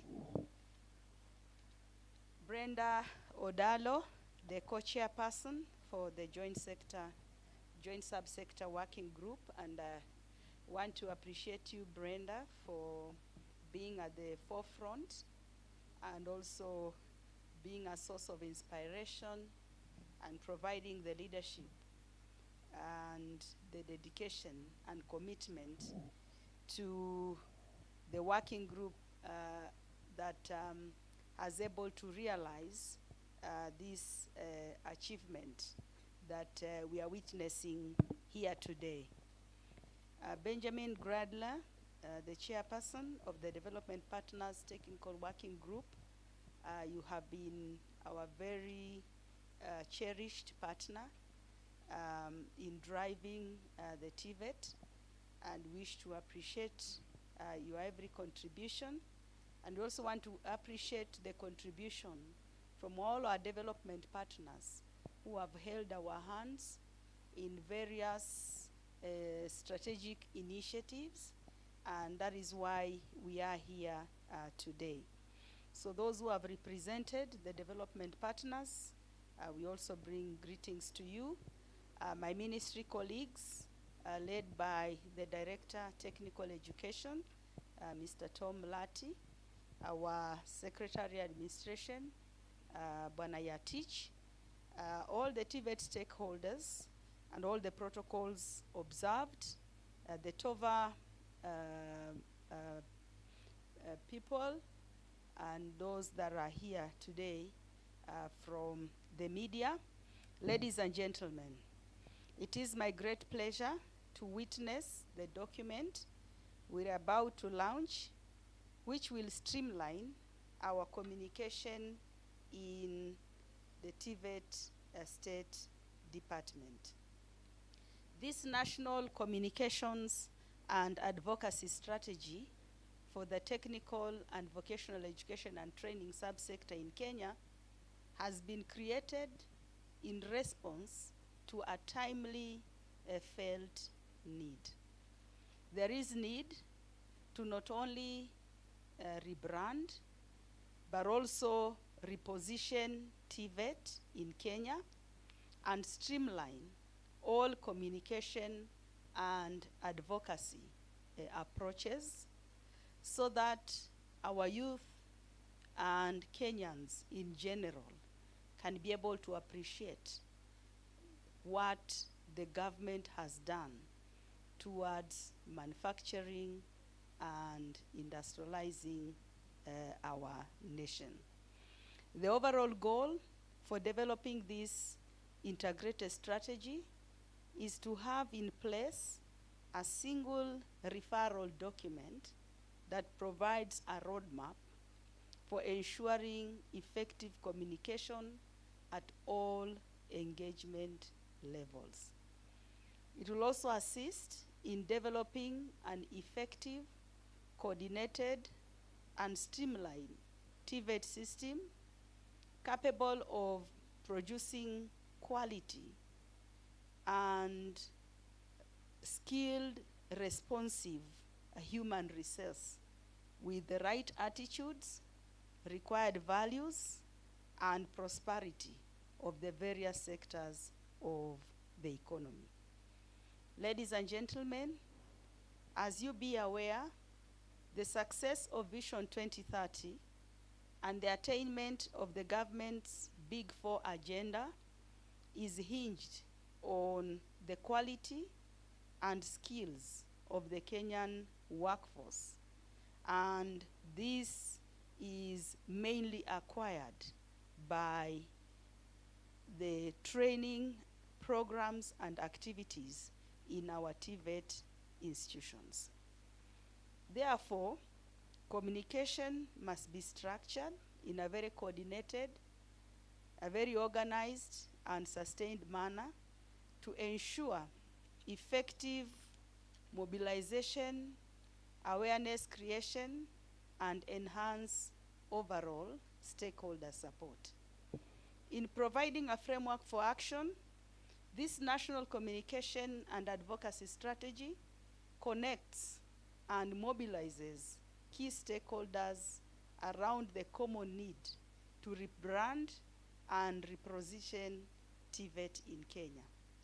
It aims to bring about synergy and collaboration between policymakers, the private sector, the learning institutions, donor partners, communities, and the media, who will be connected through participatory activities and dialogue to establish an integrated and conciliated approach to communication. And to that end, we also want to inform Kenyans and the youth that we have commenced the digital marketing strategy to also complement this communication and advocacy strategy. In conclusion, the State Department for Technical and Vocational Education and Training is very confident that this communication and advocacy strategy will enhance the rebranding, the repositioning, and some of the innovations that we are coming with at the subsector. All partners and stakeholders in TVET are encouraged to adopt this strategy as a tool that will also guide communication activities so that we all are able to realize together the importance, the quality, the relevance, the equity, and accessibility to technical and vocational education and training in Kenya. Finally, I look forward to all stakeholders' support towards implementation of this important document, and I thank you. At this juncture, I wish to invite our Chief Administrative Secretary responsible for TVET at the Ministry of Education, Honorable Hassan Nur Hassan, to give his remarks and launch the strategy.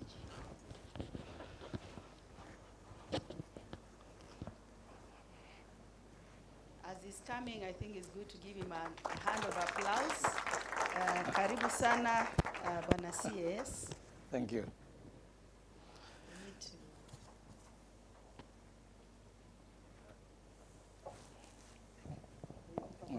Yeah.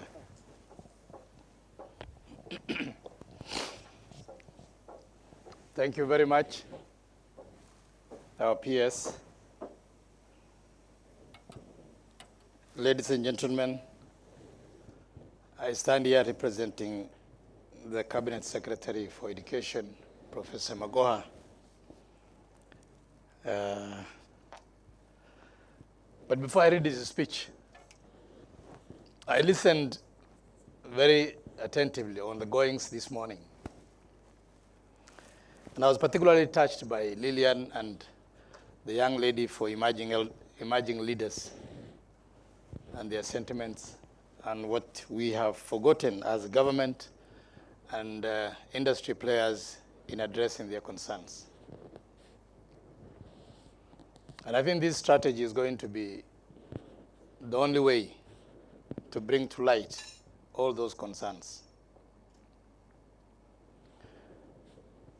The TVET sector has come a very long journey, a very long journey. I remember, for those of us who have been long enough on this planet,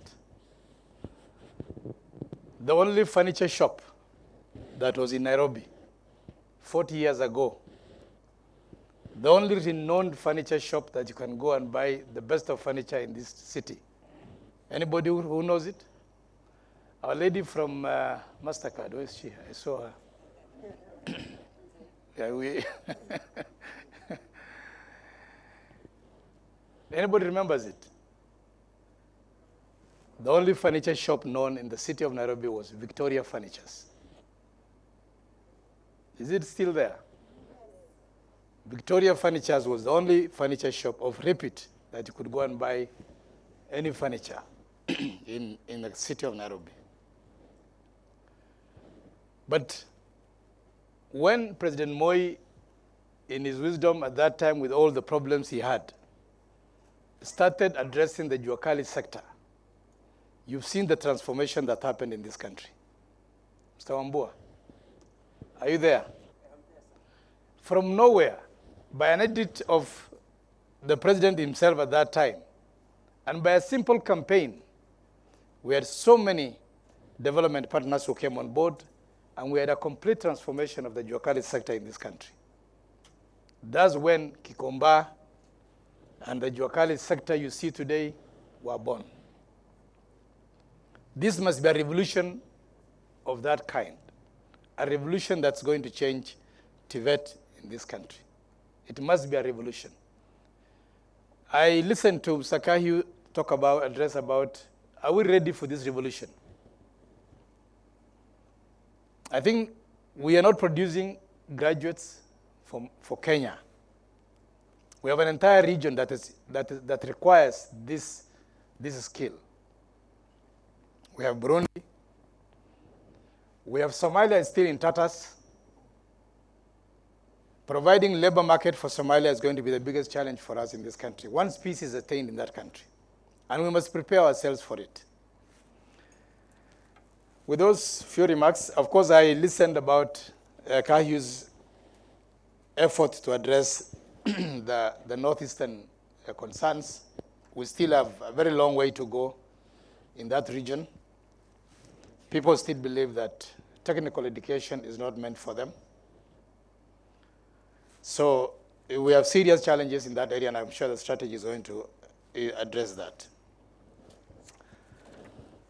Dr. Margaret Mwakima, PS, Technical Education, Mr. Kipkemei, the SA, Mr. Mulati, the DTE, Dr. Kipkurui Langat, Director General TVETA, Madam Brenda Odalo, Co-Chairperson, Joint Subsector Working Group, the Chairperson, Development Partners Technical Working Group, Ministry colleagues and TVET stakeholders, the team that has put this strategy together from TOVA, and all participants of this session.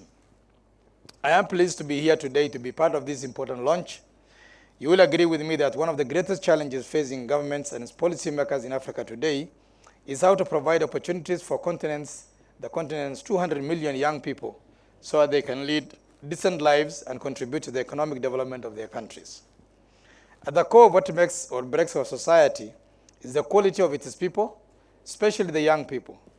It's important that governments are prepared in guiding, training, and equipping youths with the necessary skills and tools required. This therefore puts an enormous task on our TVET institutions. Ladies and gentlemen, the global pandemic has necessitated enhancement of access to information among the youth in order to capitalize on the global trend on the utilization of online platforms to deliver services. With advancements in technology, there are immense opportunities in the youth to develop enterprises that provide solutions to the challenges our country faces. Technology, specifically ICT, has played a central role in young people's rise to prominence at the global scale. Ladies and gentlemen, for the young people to access to information means better access to capital, markets, and training needed to pursue a career and studies and increase participation in decision-making processes.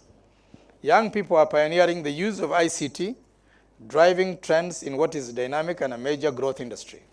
They are using ICT to inspire communities to change the world in a positive way. However, young people who neither have access nor capacity on ICT are at risk of exclusion from mainstream development. It is therefore important for our TVET institution to invest in the training and provision of ICT infrastructure for the youth to drive this agenda forward. We must also focus attention on specific areas that would help to promote decent and sustainable livelihoods for the youth. Such areas include expansion of industrial training and attachments, which would provide young people with skills and experience to enhance their employability. The gap between skills possessed by the youth and industry requirements still poses a big challenge to date. Ladies and gentlemen, the National Communication and Advocacy Strategy is key to enable the ministry reach the youth with pertinent information on TVET in order for them to reposition themselves to revamping the economy and steer our nation. It is our belief that the strategy will, among other things, create youth aspirations in TVET, change the narrative in the contemporary society, create awareness on emerging occupations, and ensure sector alignment. I commend all the stakeholders who have seen this initiative come to fruition. With this, it's anticipated to see increased student transitions and create transfers informed by the labor market. Moving forward, we should think on a need to update labor market information in order to increase reliability of existing information and data for better planning and development of evidence-based policies. Finally, the ministry is committed to keep all TVET institutions to empower the youth with skills relevant to needs of the industry and society. Thank you so much.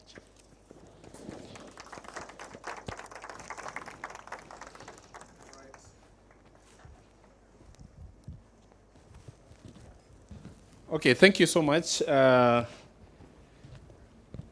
Kath. So I would request you to remain up there. So we are going into the next stage of unveiling the National Communication and Advocacy Strategy. I want to invite us on stage the PS. I want to invite Mr. Benjamin together with Brenda, please.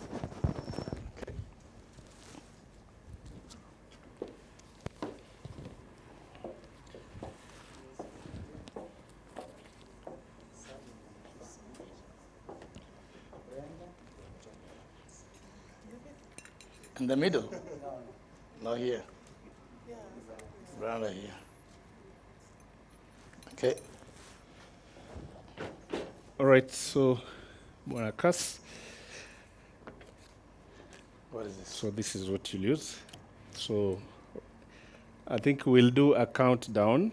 3, maybe we start with 5, What do I do? 4, 3, 2, 1, and then after 1 you press A. When we get to A, Okay. 1. Are we? Sorry, we restart it. Huh?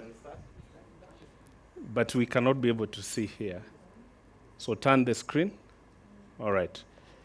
Good. So at 1 and then we unveil. All right, let's go.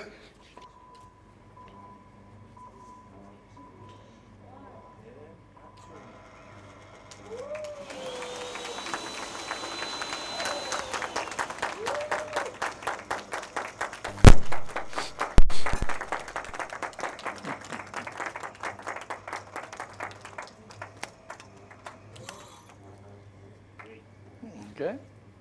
All right, great, thank you. So we are done with that. So we need to get that.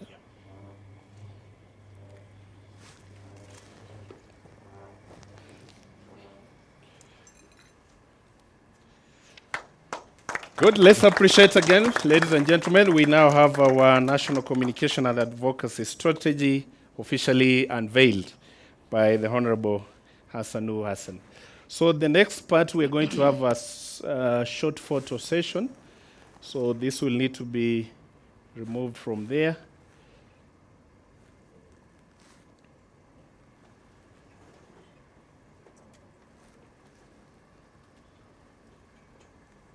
Just hold on a minute.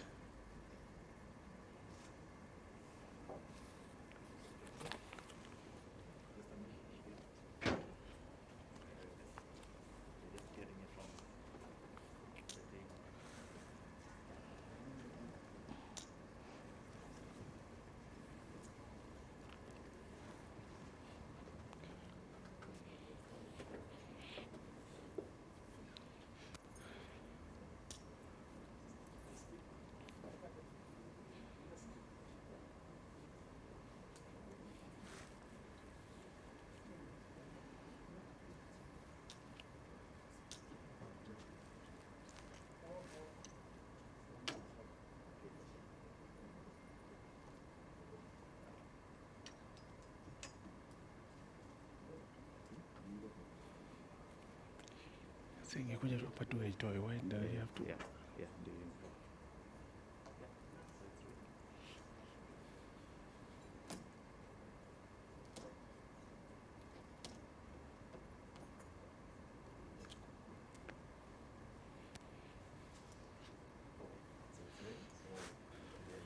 What do I do?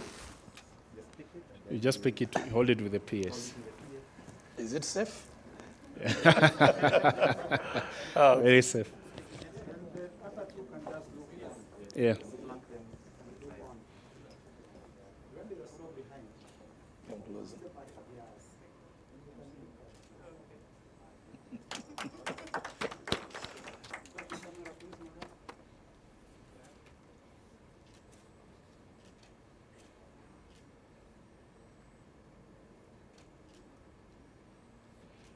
Maybe we can have one more photo. We invite General Director Mulati, Bwana Langat.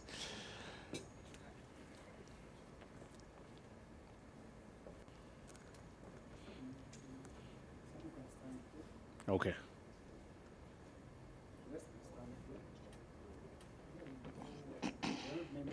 There are not many, so it's fine.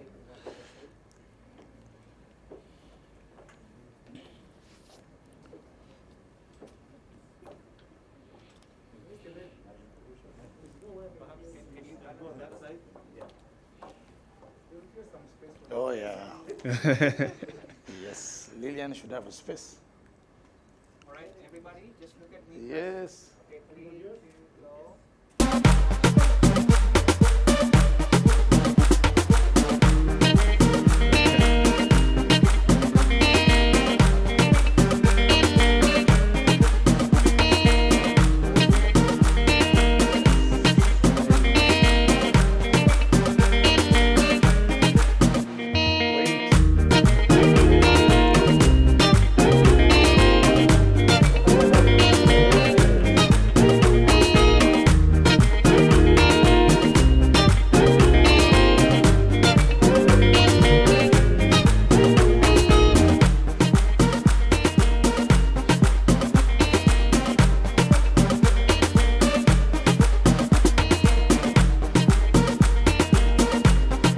All right, thank you so much. Thank you. So I'd request the guests to leave the stage as I invite Ivy Mwai from MasterCard Foundation for a vote of thanks.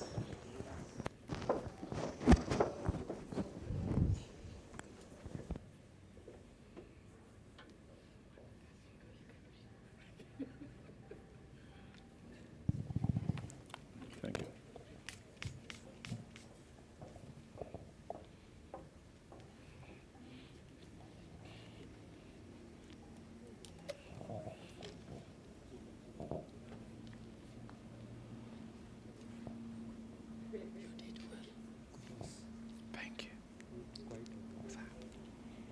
Honorable Hassan Nur Hassan, Dr. Margaret Mwakima, ladies and gentlemen, distinguished guests, good morning. My name is Ivy Mwai, and I represent the MasterCard Foundation. What an exciting morning, cold as it started off, but warming up as we continued through the speeches that we have heard, the presentations, the wonderful panel discussion, and the contribution from the young people who have joined us today. We are really at the beginning of some exciting communication and interest and aspiration for the young people towards the TVET sector. And we're very pleased to be a part of this. Allow me, for 1 minute, to just say a little something about the MasterCard Foundation. At the foundation, we hope for a world where young people are included and are thriving. A world where everyone has the opportunity to learn and prosper. At the moment, the foundation is guided by the Young Africa Works strategy, which aims to enable 30 million young Africans, especially young women, to access dignified and fulfilling work. In Kenya, our goal is to enable 5 million young people to access dignified and fulfilling work. This work focuses on expanding the capacity and building the resilience of education systems in the country by helping improve the quality of education and vocational training so young people are equipped with skills that employers need, by leveraging technology to connect employers and job seekers, and enabling entrepreneurs and young businesses to expand through access to financial services. Ladies and gentlemen, through initiatives such as the development of the National Communications and Advocacy Strategy, the Foundation hopes to catalyze a series of events that will lead to a future where young people are driving transformative change and achieving their full potential. You have heard testimony from them today as to how eager and keen they are to get this going. So, as we close this event, we'd like to extend our gratitude to the teams that made this possible. So therefore, on behalf of the Joint Subsector Working Group and Technical Working Groups on TVET and Youth Employment in Kenya, I wish to start by extending our sincere appreciation to the Government of Kenya, and more so, the Ministry of Education, State Department of Technical and Vocational Education and Training, for kickstarting the reform agenda at a national level, and for the support, confidence, and guidance it has given partners towards the development of this strategy. I would like to thank the government officials led by Honorable Hassan Nur Hassan, the Chief Administrative Secretary, Dr. Margaret Mwakima, Principal Secretary, VTT, and all the heads of the agencies and government departments who have been instrumental in supporting this endeavor. We are also deeply indebted to the support accorded by various ministries that interface with youth affairs, state agencies, civil society organizations, business membership organizations, TVET associations, private sector organizations, the Council of Governors, development partners, youth-led organizations, and the voices of young Kenyan women and men from across all the counties. As key informants, you availed yourselves for interviews, focus group discussions, stakeholder forums, and the validation of the strategy itself. We acknowledge in particular and appreciate the commitment and professional prowess shown by TOVA International in developing this strategy. We acknowledge and appreciate the generous support of GIZ and the MasterCard Foundation for facilitating the process that has led to the development.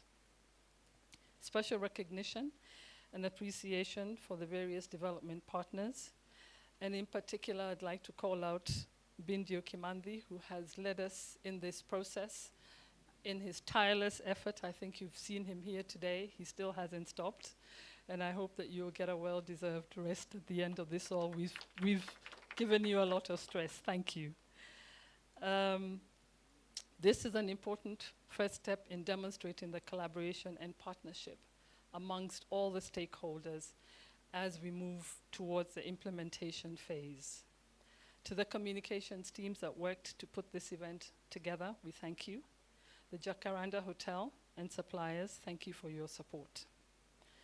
Ladies and gentlemen, as I conclude, I save the best for last.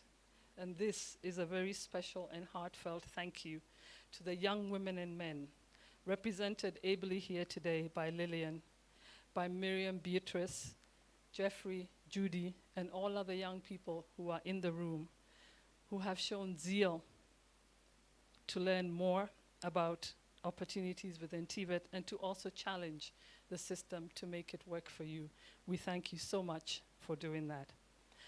May this communication strategy really be the first step to portraying the importance, quality, relevance, and accessibility of technical and vocational education and training in Kenya. As Dongo challenged us, to make it less boring. Elevate TVET to where it belongs, to a place that will inspire young women and men to choose TVET as a viable pathway to dignified and fulfilling work and work opportunities. Thank you very much, ladies and gentlemen. I would now like to invite Lynette Mwende from Ujana Africa, which is a youth-serving organization, and she ably represents the voice of young women and men in this space, and she will now close us out with a closing prayer. Thank you very much, ladies and gentlemen.